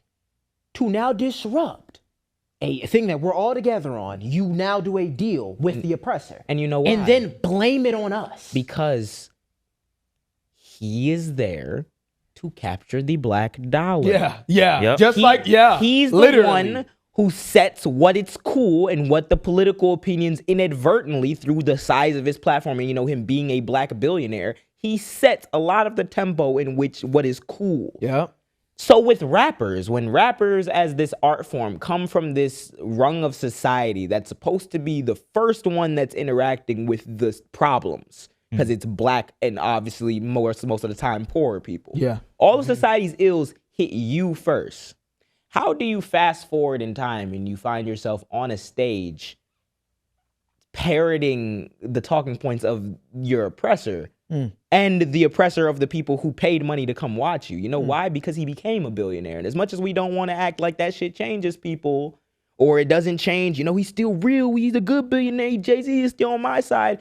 No, it just so happened that this American capitalism thing, this wealth accumulation thing, affects everybody, including your favorite rapper. He's not down to earth guy. He's a business mogul at this point. And he's so conceited in this, oh, they just hating on me because everyone's individualistic. If they critique me, they just hating on me. That you're now arguing that we're the same level of culpable in the system of capitalism as the nigga who made $1 billion through exploiting niggas.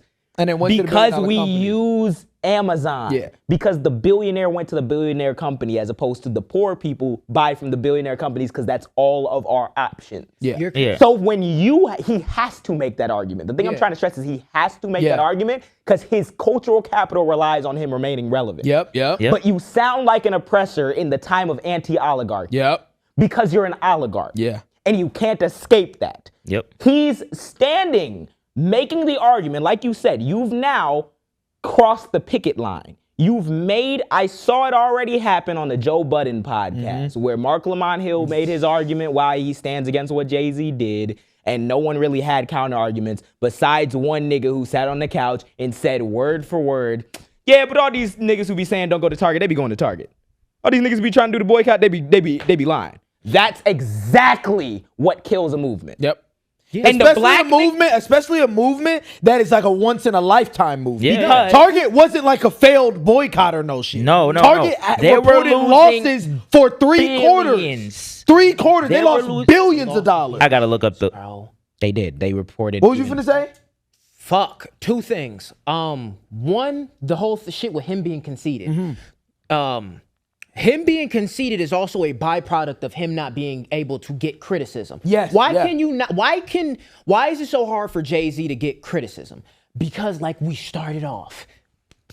Yeah. You black. Yeah. You black and you a billionaire. Yeah. 2 niggas who ain't never had shit. Yeah. Why wouldn't niggas It's a criticize fantasy. you? No, you it's a are in the fantasy. fantasy. Now going on to the fuck, I forgot my second point. I was gonna say though, It was about the fact of it like being that fantasy and that the conceit that comes with it is because like it's the same thing he gave off in that interview when he talks about how like, well, am I good at 999 million and I'm bad at 1 billion? The conversation is not whether you're a good, bad, moral person depending on 999 million or 1 billion, or you gave 500 million or you gave 20 million. It's what does $1 billion do? What does it give you the ability to do? No one who has $1 billion has $1 billion in zeros in their bank account. Yeah, exactly. They have assets, they have societal power, they have real weight behind the things that they do. So your practices, your business practices, it is not hypocritical for a nigga to call you out on your business practices, being a nigga who has to participate in the system because other billionaires like you buy up all the things we can do. That's the thing.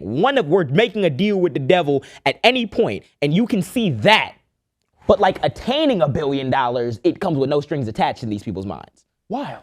How? And then like How are you more culpable for buying from $1 billion corporation than making $1 billion? Yeah, crazy. that literally what you just said, right? That mindset is adopted by, because you hear a lot of people talk about the whole shit of like, well, everybody's doing it. So why should it be morally wrong because everyone's doing it? And if you look at that mindset, like with Jay-Z, if that was the case, you would have been still selling drugs. Like, what are we talking about? Talk about it. You a billionaire. that you have rapped about. But what did you do? You made that conscious choice because you wanted better for your life. Because guess what?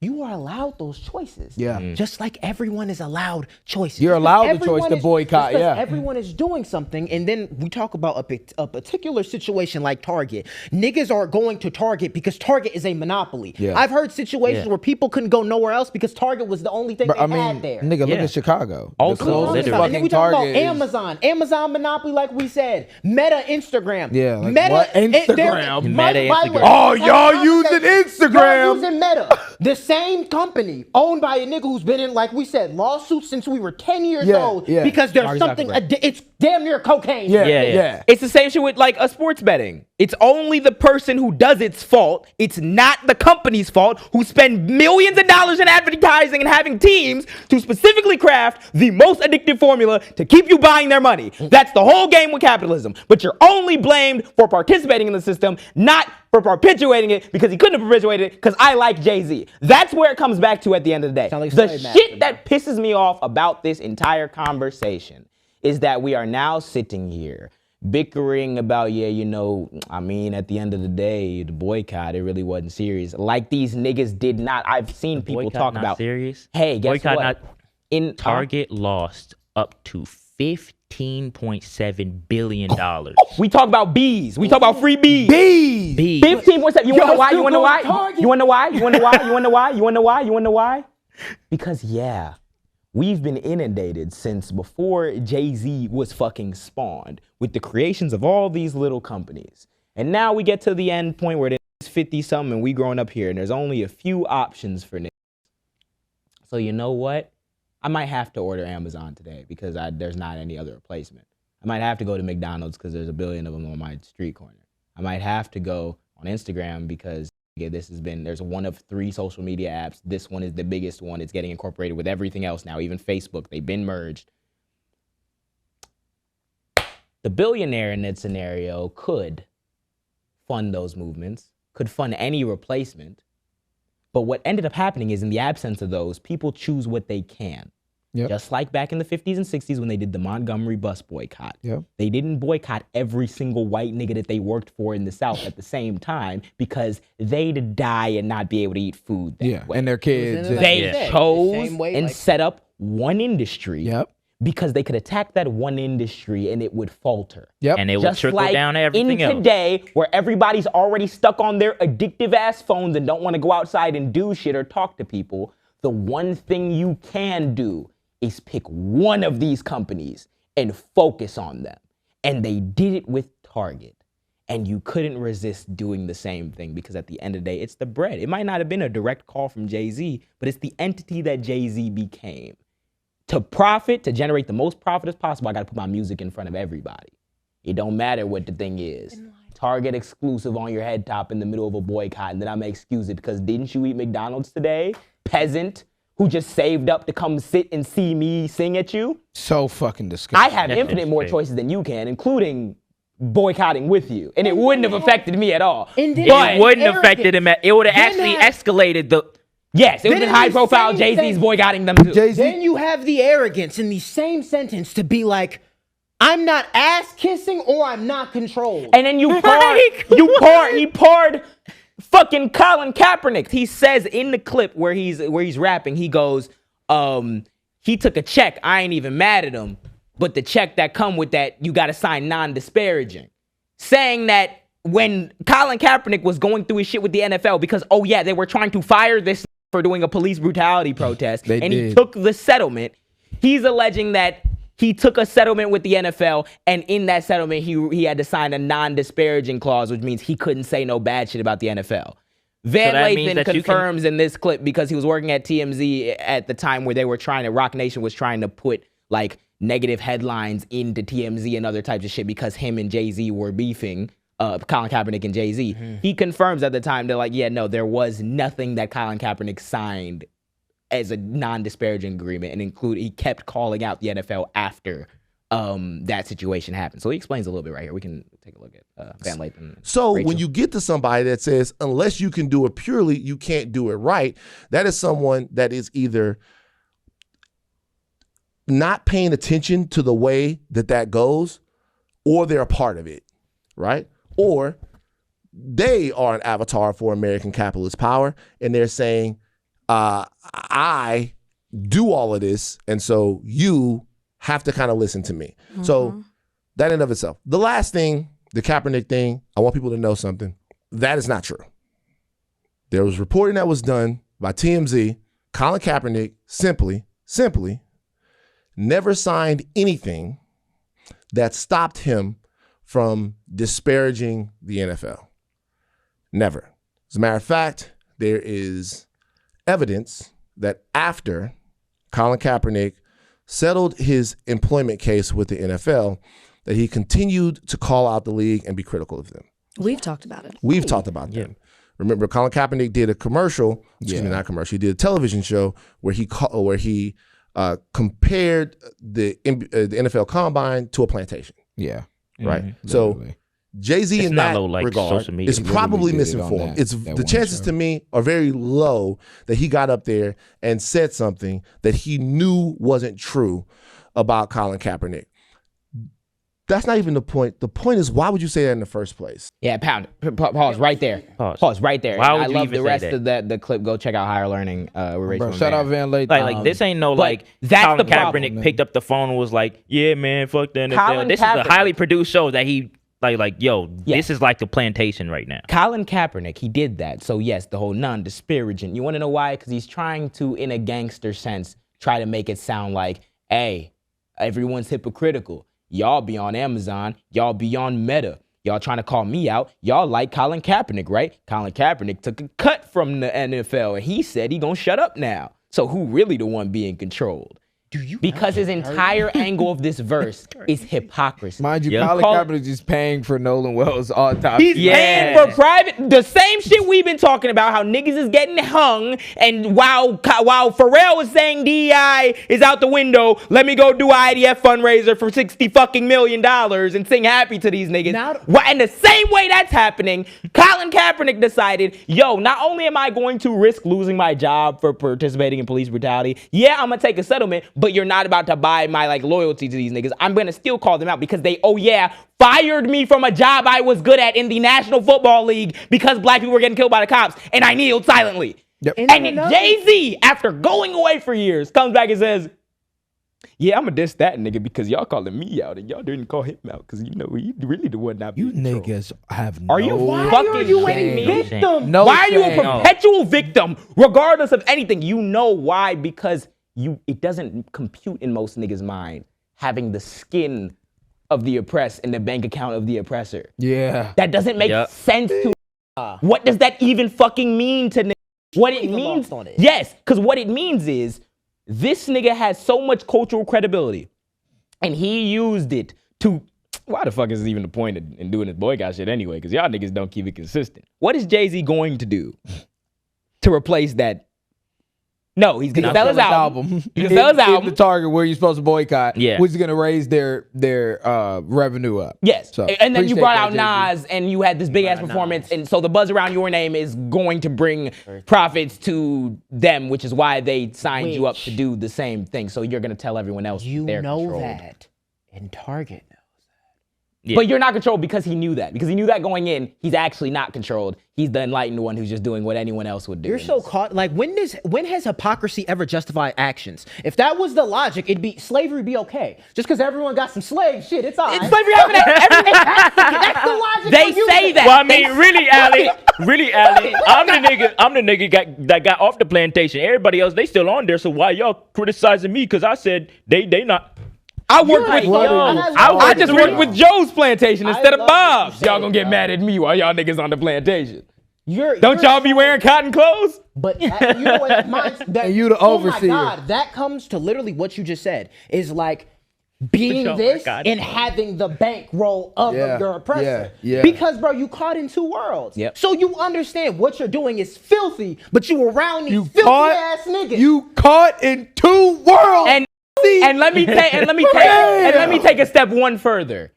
Why did the Drake diss work from Jay-Z? Why did the Nicki diss work for Jay-Z? Yeah. Because you are the top of that world. Yep.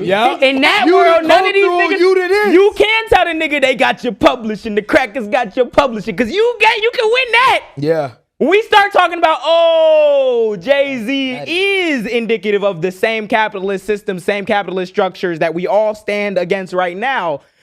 The nigga just a Not hustler. with the culture feeling, gang. And your time coming eventually, that's though. crazy. And that's why we bring Pharrell and all these niggas up. Because, y'all know they all a part of it. And you use it to when it benefits you. That's why the Drake and Nicki did. Bro, you knew that was going to work. You knew it was going to fit.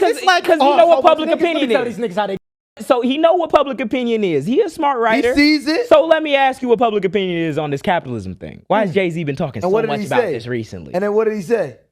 999 million. We know where he falls on it, but he can't lean too far into how he falls on it because guess what? You have to sell it to You gotta sell it to people in your audience. So you gotta keep the gangster aura, but also I am implicated in all these same things, and y'all doing these social justice shit to stand up against it means you might be standing up against and me. what's so do you really care about it? Are you really being consistent? You might just be a hypocrite. Hey, just join me by my shit again, gang. What's so shitty about it too? We'll be waiting for that platform, Jay-Z. What's so shitty about it too is that it could also seriously, it could also be a lack of intelligence, right? You may genuinely not understand or not know how to take away that fantasy of money will solve everything. Like for black people, right? You may not know as Jay-Z how to take away that fantasy and still provide something or be valued or something like that, right? And honestly, bro, that's okay if you don't know how. And I think even then it goes into the money. Bro, what do we always say? We don't need you bitch niggas to be Fred Hampton. No. We don't need Jay-Z to be sitting up there doing all types of protesting with the thing. No. We asked for basic. We asked for Just use less their than the bare platform minimum. wisely. Use gang. it wisely. We asked it less for the bare minimum, though. We don't ask Jay-Z to say something. We ask you, though, maybe you shouldn't do a collab with Target while we're in a boycott. And I don't think That's what crazy. this whole thing is about. Yeah. This whole big, so enough of them. All of this bullshit. All of that. It's because you made a choice. It's because you made a choice. You got Walmart. You got you could do the same thing at Walmart, and even though it's Walmart, at least we're not actively boycotting Walmart. Could have did that at Costco. We're not actively boycotting Costco. Nigga, you could have did the shit at Aldi. I don't give a fuck where you do the shit. It's the one place that you was like, I'm gonna do it at Target. Or what? We're talking about the Carter. The Carter family is one of the most influential families in the world. Yeah, yeah. Beyonce did tours that equated niggas' whole GDP. GDP. Yeah. This is the family we're talking about. Imagine if And you're telling me I don't that fuck with y'all Target. niggas, the arrogance. I'm not fucking with Target. I'm not controlled. I'm not ass kissing.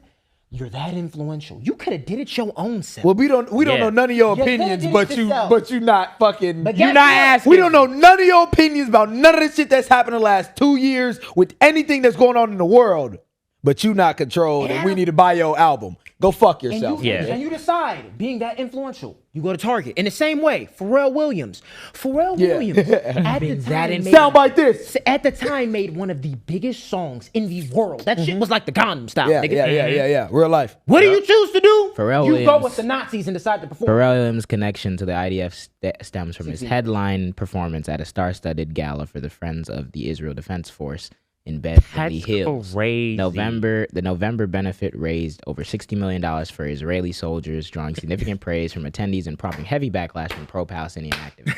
So, like, if the money doesn't care, we don't know nothing about your thing. We just know that you got in bed and got bread from who don't care about DEI anymore. And then the other got bread from who are going to go down in history for the genocide they're currently committing. Maybe something other than money has to direct our ambitions. Maybe the same preach and the same rhetoric of hustle, get your bag, get your bag, get your bag that we listen to every single day in these songs to give us uplifting motivation doesn't actually translate into systemic change and demographic improvement for the Black community. Maybe it's just we're supporting the art, we're supporting the artists, they're getting their bread, they're getting their cake, they're eating it too. And it doesn't translate into that solidarity. Why? Not because we need Jay-Z to turn into Fred Hampton, but we need the ideologies that allow Fred Hampton to come to be popularized within our culture. And that means taking a stance against bullshit like this, where these niggas dress up this boss talk as though niggas who no one knows this whole money capitalism XYZ game besides the one rap niggas who got it out the mud. Maybe, just maybe, there's critique to be had there because, yes, y'all getting a lot of bread, a lot of money out the mud, and a lot of money out the coffers of a lot of crazy people's bank accounts. So how am I supposed to believe you're not controlled? How do you keep up the freedom, the arrogant boss, the no one got me under wraps talk when you telling me you just had to sign on the dotted line with these niggas right now? You just had to go to Target. You're a billionaire and your family is as big as it is. And like, that's where it gets so insidious because it's like, dog, this is your like Pharrell, what do you? The shit that's happened to Palestinians will go down in history on some shit that happened. And we haven't in even addressed it. Yeah. This will go down in history. So it's gonna be in when the history books. Your children's children are in school and they're learning, this, and they now have to be like, Yeah. why did Granddad Yeah. sing happy Yeah. for the people Yeah. Palestinians? Yeah. It's not like, but the thing is, son, Americans never cared about Palestinians being genocided Or universal anything. They never cared. Just get mine. Or even just like, are you going to adopt that mindset then when you have to have that conversation? even this, right? Niggas never think about Even this, conversations right? like that, bro. Let's think about the fact that, like, you look crazy. at motherfuckers like Northwest, right? Northwest is now like all up in the media. She's like 13 years old. Like, you got to deal with everything your dad did. Y'all don't think that's the same thing for Blue Ivy and them? And for Pharrell's kids and for, bro. It will always be that. It will always be that way. And that is the burden that you put on deal with whatever the fuck your he was doing too. children got to live with that now. And Blue Ivy and them gonna have to deal with the same criticism, even though it's not her fault. She gonna have to deal with the same criticism that y'all refuse to allow niggas to talk about with Beyonce. But when Beyonce's not in the forefront of the media and it's Blue Ivy, then y'all gonna be the same niggas being like trying to defend her and trying to say, well, she doesn't deserve all that. Well, remember though, y'all didn't let us talk about Beyonce for 50 fucking years. It's gonna come out at some point. At a certain point, somebody because and you want to know why? Because it's real shit. Yeah, like you were saying, exactly. like the culty thing. You can't keep creating these cults of personalities around these people and expect them to have no expectations, don't do nothing. But then we all blink and go reset, come back to black when they do a real thing that niggas should have a problem with. Yeah, create the happy, create the Louis Vuitton, create the atmosphere. Don't donate to the IDF or do a fundraiser. It's that simple. Yeah. Yes, go make the music, bring Nas out, bring the community together, do it at Yankee Stadium, do the chicken in the fucking Timberlands. Don't be like, fuck your boycott. Problem is why you mad problem at me? is why when you talk about it, JJ. But when they do that, we just are supposed to let it slide. While we're talking about it is because the shit is actively hitting the fans. It's actively hitting what about the fans. ICE? So they know, shit, I don't want to talk about politics too much, but I do want to get in that media cycle. And the only way you get in the media cycle right now is what? They know do what you got to do. Do what you've been doing. Do what you've been doing. Is to then terrorize these same niggas that's putting money in your pocket, black people. And that's why it's such a big conversation, because bro, like I said, it was culty, because I just saw that Ebro was calling that Peter Rosenberg I saw that. No, it was vice versa. Yeah, Peter Rosenberg was calling that nigga Ebro a bitch. bitch because Ebro got on Peter Rosenberg because he said one thing about what's that? Like it's Rock Nation. He was basically calling him broke. He was calling him broke. He was like, "You don't understand because you broke," and I'm like, "But like, where does that come from?" Like literally, you can't criticize Yeah. these niggas because of what they represent. Yeah, exactly. So these niggas can then keep abusing. Yeah. So at what this point? Is the thing. When black excellence is the selling point or is the reason why things are going up, then you have flourishing careers of Jay-Z, flourishing careers of Pharrell. But when white supremacy is the talking point, when that is the reason why things are blowing up, when the things like ICE, niggas getting killed by ICE, and Trump defunded it, when those are the things popping in the media every single day, you don't have nowhere to run to, gang. Nope. You can't run. You can't stay in the media and stay relevant and stay getting the text that you get every single month without being political. So instead of being political the right way or being a political and speaking out about those things, you say, okay, I could take a jab at Colin Kaepernick though, because that nigga did say one thing one time. Okay, I could take a jab at the people that call me out on Target because this did happen one time. When it's you've been silent for years, and then you did the Target thing, and that's why people are mad at you. Yeah. You've been silent for years. We watched 10 people die, and then Beyonce dropped a new tour dates. That's why niggas get mad at y'all niggas. Tearing down other niggas to justify your actions. Yeah. What the fuck does Colin Kaepernick have to do with this? Anything. Just to justify you taking a deal This with nigga Target not even that in you the didn't have to league. do. He not even in the league. He not even in the shorty. league. And This he nigga been still out the lost league, his though. job. And he lost his job. Still lost his job. He lost his job for a police protest. And he By ain't doing seen, this. And by kneeling. By kneeling. Yeah, and this. And he ain't seen not a damn check like Jay-Z in years. Nope. In ever, nigga. This shit's in done. Ever, nigga. Nope. This nigga, he has not played in the league since I've been in fucking James Harden. You know what it is? It's like, so the system of white supremacy is like eating itself right now. It's a virus that's eating itself. Yeah. And all of these niggas are like the imposter white blood cells. Yeah, exactly. It's some that are going after cancer shit that can actually like help the system. Yes. Yeah. Because Bang out. whose game? Because whose game did they put y'all on? All that money talk. Whose game? Whose game? Whose money? The virus, nigga. Whose money? It's not the Jewish people. The virus. These white nigga. people. It's not the Jewish people. It's the virus, nigga. It's them white blood lingo? cells, Yeah. Whose game did y'all get put up on? Y'all didn't To get make put on these the corporate black game to make the bread. black game was in the street. Yeah, black game The was black in the streets, game and was then they locked surviving and everybody doing the that fuck shit. up. The corporate game, it's not niggas putting you on game in them corporate offices. Nope. It's white people. The same way that they're making their money now. And while it's eating itself and it's implicating you, the controversy in your mind is, oh, these broke niggas talking that shit about that money. As opposed to the niggas being like, no, it's not that we broke. It's that like our wages have not moved since 2009. Yeah.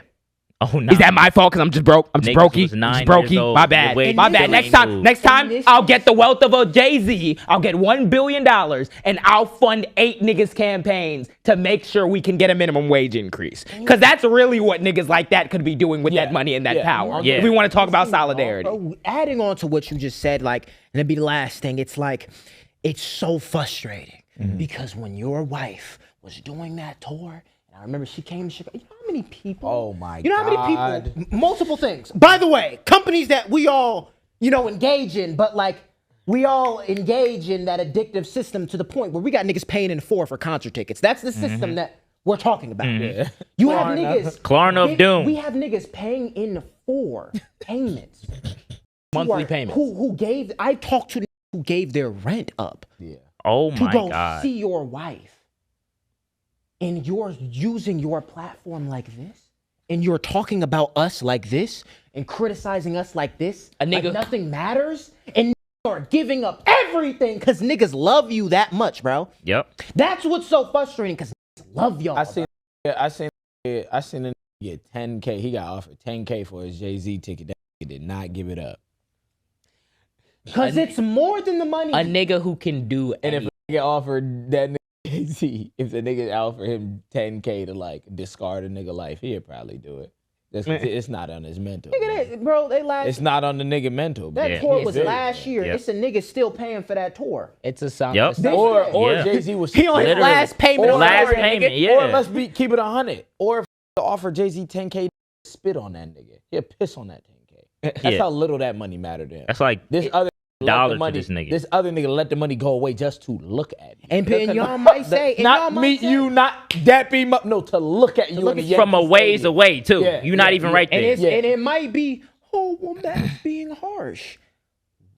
At the same time, gang, It's the nigga who. not being harsh. This is what happens when you say fuckery like that. The conclusion is it's a nigga who can do anything, Yeah. telling you that it's not worth doing anything because you can't do everything.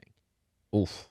Tough. He can do tough. anything he fucking Hard, wants. Nigga, that's the start of the episode right He there. can nigga. tell. He nigga. can do whatever the Nigga. fuck he wants, and he will tell you that like, oh yeah, y'all doing the same shit as me. All of our options are hamstrung here. Not yours, nigga. Mine is. That's why I buy Yeah. from Amazon. Yeah. You could have a private courier deliver every fucking Yeah, thing you you could want. have a private That's why you could have a private jet deliver your groceries from the fucking Yeah. from Africa every fucking morning and pay for it. Cool.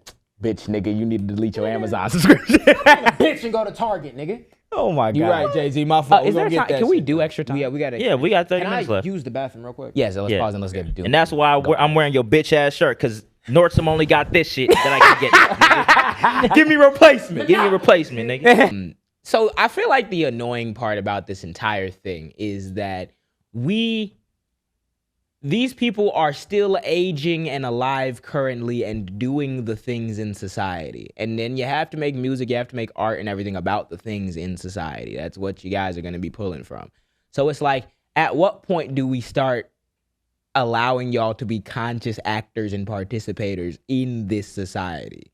Y'all are. They are. These capitalists or like black elitists or black excellence folk, like they are active participants in this shit. But like it's only viewed that way when they're like when it's our perspective, I feel like. They could be a willing participant in the status quo that's making them the mills, and regardless of who's getting bombed inadvertently from your performances or who's fucking spending all their money and putting it on Klarna. Like, y'all are active participants in it, but like all that shit is viewed as normal. And then when you try to be woke, that's when you're really getting political. You bring out the fuck ice pin when you do XYZ. But to normal people on the ground, like I'm looking at niggas and they dying for no reason. Like, and because of the people that y'all are shaking hands with as well, because the same oligarchs that are bailing out all these fucking rappers and shit who are trying to go to jail with gun charges and then get a pardon from Trump are the same niggas. Yo, it's Trump homie that's giving you the contracts for the private prisons. It's one of fucking Ben Gvir or Bibi Netanyahu's homies who are chairing these fucking fundraisers for every 12 years. Like, so at what point do we stop and be like, yo, yeah, it's real shit, real crazy shit. Like 3 niggas dying in a week. Come do this performance though. Like, you can have both, and God knows Americans are gonna go crazy if you give them their bread and their circuses. But like, nigga, if you funding the shit that's happening, or if you're staying silent on the shit that's happening, like all you do for PR reasons, what are we left to do with when these are dying? I mean, you could be mad. You could feel like you called out. You could feel like it's hypocritical. Even like for PR, nigga, it would be great PR for you to come out and say some shit. Yeah, it would. I seen someone making the case for like the case for performative activism. Is that like, if all I can hope from a celebrity, because y'all too busy flying on jets and shit, is to be performative, then be performative in the right way. Be performative, literally. Just say the words, God damn it, you niggas. I'd rather you do that than but that's what the important part Exactly. is. This, like, bro, in a perfect world, fine. Donate your, like, bro, like, niggas know what type of world we live in. I don't need you to be just, I know y'all not finna donate money. I don't know. I know y'all not finna do shit, but just please say something. That is literally like the bare minimum of what niggas are asking. I don't care if you share your wealth, whatever. Just at least say. Nigga, you want to talk about like when a motherfucker be like, "Oh, I'm free," nigga. That's the most free thing you could do. Freest shit. You're not bound to like keeping your mouth shut because nothing. Yeah. But Target signed that contract. Now you can't say shit about Target. This my thing. You can't put Target and DEI in the same sentence. Because this the conversation. The reason why I associated with freedom and you not speaking is, okay, well, no, it ain't about freedom. I just wasn't tapped into it. Okay. So that means every single thing, well, that means every single thing that done happen, you not tapped into it. You don't got an opinion on nothing? You ain't seen nothing? Nothing. Nothing but you don't know what the boycott is. You don't know why the boycott. You don't know nothing about Israel. You don't know nothing about the ICE shooting. You don't know nothing about, okay, do you know anything about black people dying in police ever? Have you ever seen a police violence? Yeah, because they need that for the credibility with black people, so they'll speak a like fuck up. Yeah, be consistent. Fuck up. Be consistent. Let's get into it, man. Doom of the day. ICE murdered 3 people in 1 week. I want to make sure we understand that the terminology that we're going to be using and that should be used by everybody and their mama is murdered. Yeah. Murdered. Because these not people, unalive. they didn't die. It's not, ICE 3 deaths. No. ICE involved shooting. Murdered. No. Murdered. Immigration and Customs Enforcement killed, murdered these people. All right. I know so I can't find the name here. Josh, see if you can find the name of the dude that died in St. John's County. The one in Maine? The one in Florida. St. Augustine, Florida is the dude who was struck by a tractor trailer. This is, we'll start at the most recent, which was this man, 28-year-old man running, allegedly was running from immigration enforcement agents, ran onto, like, I guess a highway, expressway, street, whatever, and was hit by a fucking car, right? 28-year-old man. That was the first one, right? The second man, this happened in Maine. His name was Joan Sebastian Guerrero. This dude was 26 years old. Colombian man. He died. He was shot by ICE. He was shot by ICE, like point blank, just right, shot the nigga with his 3-year-old daughter in the car. Yeah. We're going to watch the video in one quick second. The last name I want to make sure I say is Lorenzo Salgado Araujo. This was the man that died. This was the 52-year-old man that died first in Houston a few days ago. Shot first in Houston. This was a man that worked in his community and was a working undocumented immigrant that was trying to get, he was going through the processes, going through the right channels, as they say. He had been doing this for 30 years, though. He'd been working in Houston and doing his job for 30 years. He had been 35 years. Yes. 5. I'm pretty sure he was like concrete worker. He had lived there for 35 years. Yes, lived here working. Yeah. Attaining a work permit. Yeah, trying to get a work permit. He's doing that for, these are the criminals that we're shooting. And yeah, I just want to let y'all know he had longer tenure than half the niggas watching this bitch right now. Cool. This is the video from Maine. The reason why I want to say this video is because I really, as much as I would like to break down every single situation and say, well, this happened and that happened, there's like, not only is there like a literal suppression of evidence because we know what the fuck is going on and because there's so many things happening, distractions happening right now that ICE shootings aren't on the mass public's mind right now. It's everything else, right? So much noise. Yeah, so much noise, right? but also because we've seen this happen multiple times. Yeah, they've had the same story. They've had the same story multiple times, and this one was the most clear-cut story that they had, which was the initial story was He tried to run into us. he tried to run into It's the always ICE that. vehicle. It's always that. And that's why they had to fucking let off shots in this 26-year-old's car with his 3-year-old there. Also, sorry, completely forgot to mention with Johann Sebastian, the 26-year-old had his social security number. He had his social security number, and he had work authorization in the United States. He had it. They gave him a social security number. You have a social security number. We have social security numbers. That's an American. Okay. He's an American citizen. Let's watch the video. This was the video of him ramming into ICE agents and provoking them to where they had to shoot him. You're gonna look in the corner. That's his car, and you'll wait and see ICE car come around. Turning around very slowly. Still turning. Maybe myself in front of the car. Yep. Let me jump in front of it. Onto the side of it. As he's still driving. Literally, nigga did a circle. Still doing a slow circle. Still holding on to the side of the door. No, I think people are saying he was dead at that point. Yeah, he might have been dead. I'm pretty sure he'd already been shot at this point. Yeah. Let's see when the car actually touched. That's when they stopped. He's dead at this point, guys. Mind you, for officer safety, let me shoot the occupant of the vehicle and not stop it. Because it would keep driving. Shoot the occupant of the vehicle. That's the thing we've learned. But Alex Freddie Baby in the car. Go from Renee Good. And they pick him up and they arrest him. No. That was his lifeless body falling out the car. And they put in handcuffs his lifeless body. Shot him in the head, yeah. Yep. They're dragging the nigga. Why won't he get up? Witnesses said that they saw them taking his body out. He was bleeding profusely from the head.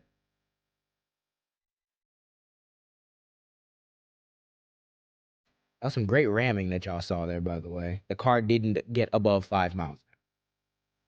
That entire video. Car didn't get above 5 miles an hour. That entire video clip. Let's kill him for public safety. I think that was the death that they said it was in the interest of public safety. One of the three, they didn't even say that the officer's life was in danger. They shot him for public safety. Well, for both for Lorenzo and for Johann Sebastian, I do believe they said public safety.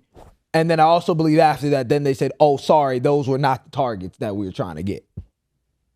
Wow. Those were the wrong people. Yeah, they did say that shit. Those was the wrong people. Those were not the targets they were trying to, stop, apprehend, whatever the fuck one of shoot. them had a social security. Yeah, so yeah. Immigration custom enforcement. Surely this couldn't have been the nigga.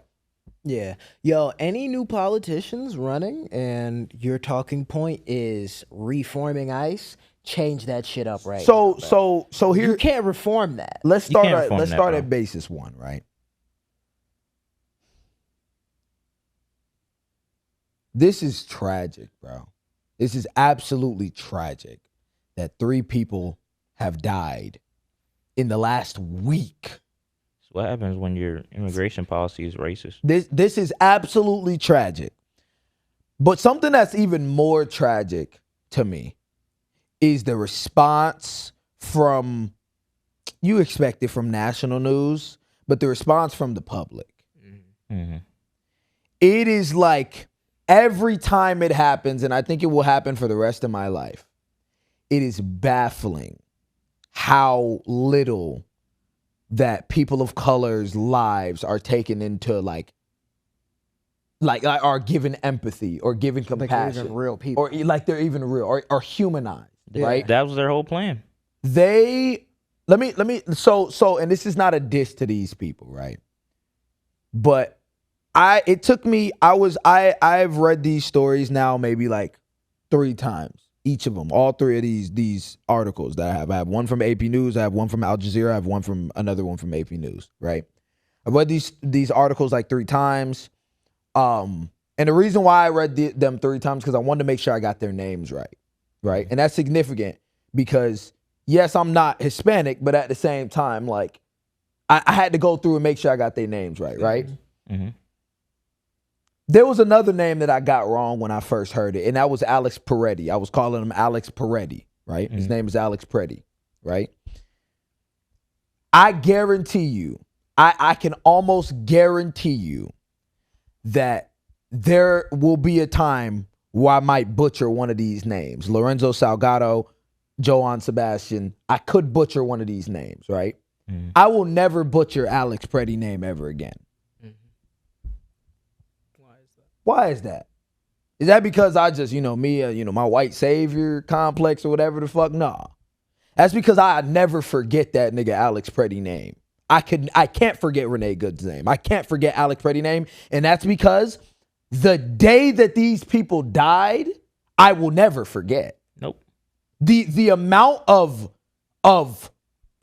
absolute like turmoil my feed was in, chaos my feed was in White when people around Alex us. Peretti and when Renee Good died. And the 2 weeks, 3 weeks they died, like the part they died from, because Renee Good died on like the 11th of January or the 13th of January, one of those days. And Alex Peretti, I think, died towards the end of the month, around like the 24th, 27th, something like that, right?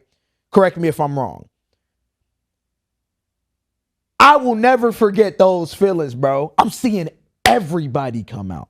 I'm seeing celebrities that have never said nothing. Dave Chappelle. Dave Chappelle. I'm seeing celebrities that have never said nothing come out and say, yo, this is crazy. And I want you to think about that.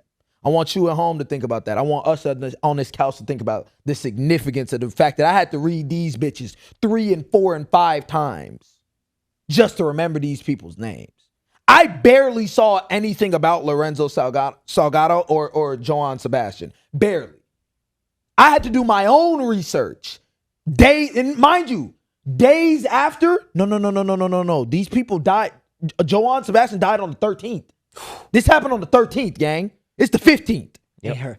I ain't see nobody post about No, that. not national news I coverage. didn't see. I only saw. Let me make sure. I only I saw saw the press one conference. death, not the other two. I knew- seen the one in Maine. I didn't see the other two at all. I saw the one in Texas. I saw the one in Maine. I didn't see the last one, and I saw the press conference for the individual in Texas and their family. His family was out and was talking about like their father and how he'd been working for so long and XYZ. And I even saw that press conference, and I'm like, think about how much dignity that his family just got to put on that nigga's name after he died. And they have to do some shit like that. Yeah. Because what's the default assumption? He tried to ram us with his car. He wasn't illegal. He was a criminal. Some brown person. Fuck this nigga. For what? For what? This So his nigga- family has to come out there and in the most cleanest English to get through to you niggas be like, he posed no threat to nobody. He got his son up there tearing up, bawling his eyes trying to out. justify why his dad was a good person. And also, the son said he knew his dad, Salgado. He knew Lorenzo by the Salgado was his dad that had gotten shot. He knew by his just by the voice. That's a trauma that he then had to stand up there and convince niggas that like you should give a fuck. You want to talk about y'all talk? This is why I'm so hard on. I want to say so hard on white people, but like this is why we don't allow certain shit to go. You know why, bro? Because at the end of the day, bro, let's look at it for what it is. It doesn't matter to white people in this country when brown people die. Nope. When black people die. Nope. They're not humans enough to deserve that charitability, to be able to have revolving cycles of news talking about this person and the family that they've built in the country that they've lived in for 30 fucking years. Or the family that they could have built with that 3-year-old daughter. They don't give us the charitability for that. And you sit here, Jay-Z, Pharrell now, Cory Booker now, Kamala Harris. You sit here. They giving congratulations. They giving condolences. Sorry, they giving condolences to fucking Lindsey Graham, the nigga who supported the shit, the nigga who don't even see y'all two black ass niggas He don't even see y'all existence as worthwhile. They giving condolences. Y'all giving condolences to your oppressor. We're talking about reforming ICE, though. We talk about reforming ICE. Y'all will pay more lip service and more emotional weight and capacity to the death of a Klansman than you will, like, getting up in your body and feeling like we got to make a legislative change to save these people's lives. Ask me if, let's talk about that reform, by the way. You want to know what a real interesting fact about these ICE agents was as well? No body cams. Nobody. None of them had body cams. And the director, that little bald bitch ass. I don't know. You probably know Stephen the nigga Miller name. or something? Not Markway Stephen Miller. Mullen, that's the new nigga. Maybe. Markway Old Mullen's the new Geechee nigga. I don't know. The bald bitch. Tom Homan. Yes. The bald bitch sat here and was like, well, because the Democrats closed the government, it froze a bunch of funding and it froze some stuff. And it was like, well, but you got your funding. Remember, y'all, that was the whole deal. You ended up getting your funding, 127 billion or million or what? It was billion. It was billion, right? 127 billion. You got your shit, right? More than military. And he said, well, yeah, that stopped certain things. We're still trying to get them all sent out to the body camp. So you have it then. We were trying to get them sent out. What the fuck are we talking about? So you have it. And also, A, you have it. B, gang, what are we talking about? Body cams have been being used on police for years. And it hasn't changed shit. We can overnight a fridge. We can overnight a fridge across the fucking country in 3 days. But we can't give the mass Gestapo niggas. We can't give the fucking secret, the slave patrol. Yeah. We can't give them their body Put a cams. flock camera on every street. We can put a flock camera on every fucking street, You can't though. get body cams. No body Immigration. cams. Because the reality is, it's just a whole bunch of thugs out. No, this is like, they be saying black people. No, these are real life thugs. They're going thugs. out Yes. and doing like And murking niggas. barbaric shit. For a 50K fucking bonus. Immigration. What are we talking about? Custom enforcement. Immigration in Maine. Immigration custom enforcement. Okay, I'm so glad you brought that up. Wait a minute. I'm so glad you brought that up. Immigration in Maine. Why the fuck is ICE in a place where the Hispanic population, because this is who they're targeting right now, is 2.3% in Maine? Look up the Hispanic population for me. Fact check it right here on the spot.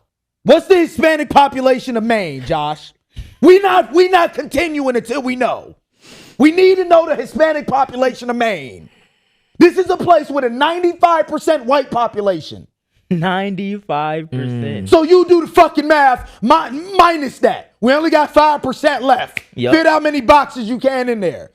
This is the percentage. I don't even know if this is the actual percentage change. Yeah, I think this is the percentage change. So this doesn't even tell you everything. We were at a whopping 4.8%. You're in. Let me go back. This is from 2024. Let me You're find in Maine. You're in Maine. You're in Maine. Enforcing 4%. immigration. Immigration customs enforcement in Maine. What are we What talking are you about? talking about? That's like me trying to go to the burbs and go to a trail and try to find like a panda. Like that shit not happening. No, yes. You on the goose chase. That's You like that's needle and haystack shit. That's like needle and haystack. that's You like- fuck around and kill a legal citizen, basically. That's You're like, like, oh, that's my like, fault. nigga. That's like you sent like hunters to like the North Pole to grab like a polar bear, and they came back with a grizzly scalped in the fucking God, thing. what? How? With a lion, With a nigga, not a lion. fucking They came- jet. they came back with a They fucking- came back with a fucking antelope. How? Okay. How It could says- you ever? Maine, this is AI overview. Yes. Yeah, it's 2.8. How much? Maine, the way they broke it down is ridiculous. It comes from the mainpublic.org though. Maine's Hispanic population is roughly 30,000, represented by 2.2% of the state's total population, while it's grown significantly, increasing by over 75% since 2010. So it grew, was 1.9 Yeah. before 2010. it grew 75% to 2.2. I want to let y'all know something. Let's put this in context. What the fuck? Chicago Heights in the burbs got more people than fucking in the entire state of Maine. Yeah. Got more Hispanic people than the entire thing of Maine. I guarantee you. Yeah. These niggas just pick. I guarantee you. Going. Chicago Heights probably got half of Maine entire Hispanic population. Yeah. All of them. Probably has all of them. All of them in the Heights. Yeah. Chilling. And it was funny because it's like I told JJ this. I saw this one comedy clip. He was saying he was like, it's funny, like these CEOs have come out and talked about AI, and they've talked about how AI will replace you. AI will replace your job, and like there's nothing you could do about it. You only can embrace it. And he was laughing. He was like, it's funny. He was like, these people are like literally telling you this. And he was like, there's people at home looking at this, evidence in your face, and being like, we're gonna be good. These fucking Mexicans. Yeah. And I laugh. And it's funny because everything we've talked about, going from Jay-Z saying all these shit, going from Kamala to anything, justifying Lindsey Graham's whole existence, to all these people telling you that we're going to fuck over your job, and you still at home can be like, these Mexicans are taking my job? We need to kill these brown people? What?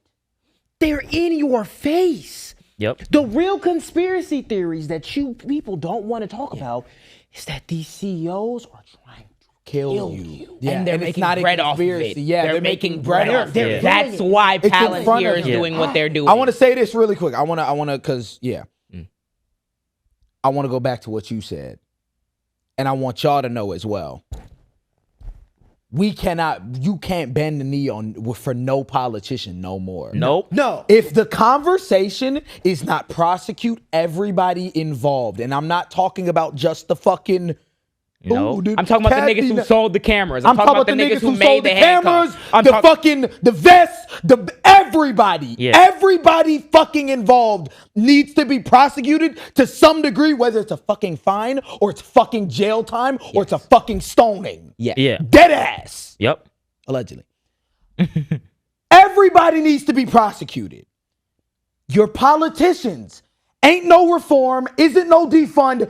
Abolish ICE. That is the only thing, and I'm not even gonna lie, bro. That's not enough. That's not enough for me. That's not enough for me. That's not enough. That's not enough for me. The Department of Homeland Security needs to be completely decoupled from immigration anything. There needs to be a new agency that is constitutionally, legally, and everything barred from even having fucking weapons. Yeah. To deal with immigration's process. They should never be allowed to have weapons ever again, because y'all done had 14 fucking casualties this year. The migrants here already need to all be made legal American citizens tomorrow. Yeah. No, over with. And when they violate, if they violate American law, they can suffer the same American justice that we all suffer and that our oligarchs don't suffer.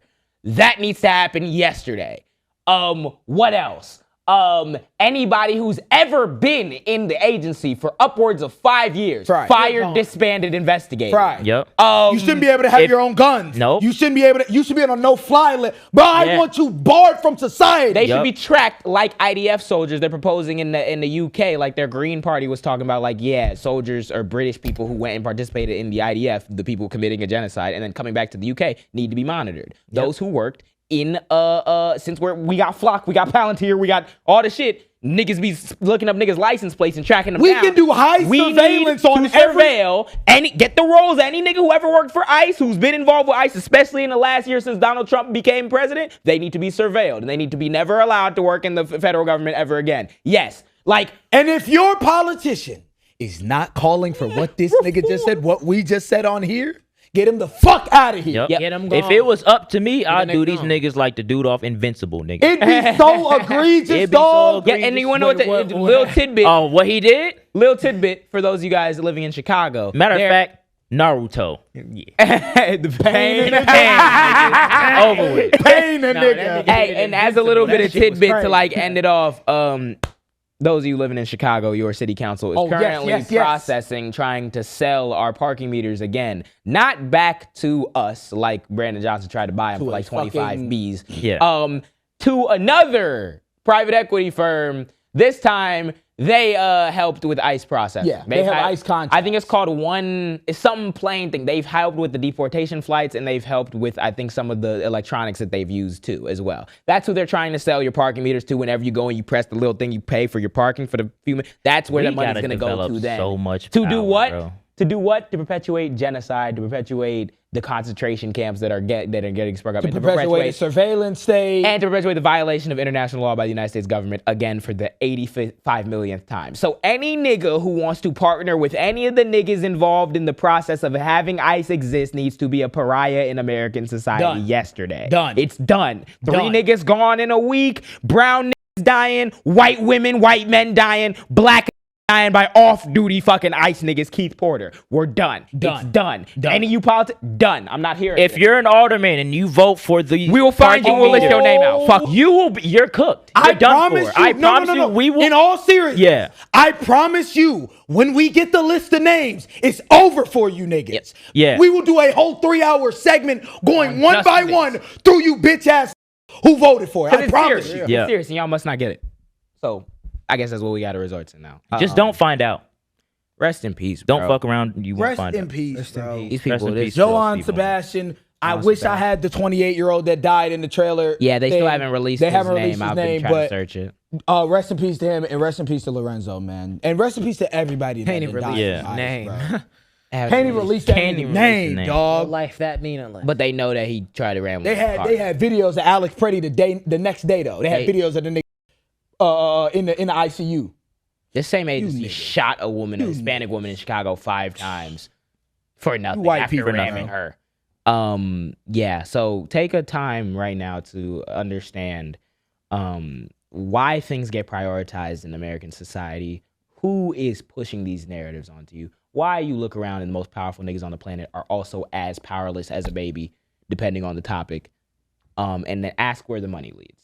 And that'll give you a pretty good recipe on why we are behind the 8 ball and why there's so much shit we could be doing, but we're not doing. There are many people that are implicated in this problem, and the best you can do is try to be a solution every single day, because Lord knows these niggas, give them enough bread, we can look past anything. Please, again, stay tuned into the things happening around you. Stay safe. Know your rights around ICE as well. Continue to record these bitch-ass niggas. And there needs to be like America's not gonna get past it, bro.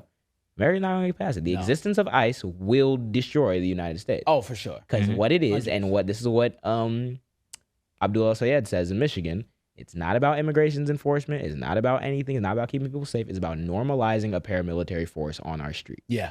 I don't trust the Democrat with those keys. Nope. I don't trust the Republican with those Nope. keys. In fact, the entirety of the Republican Party can never have access to an agency like that. Oh, We've seen They where shouldn't they've even gone. have already. access to power. Why at would I all give the anymore. fascist modern day access to the niggas who can kill people with impunity?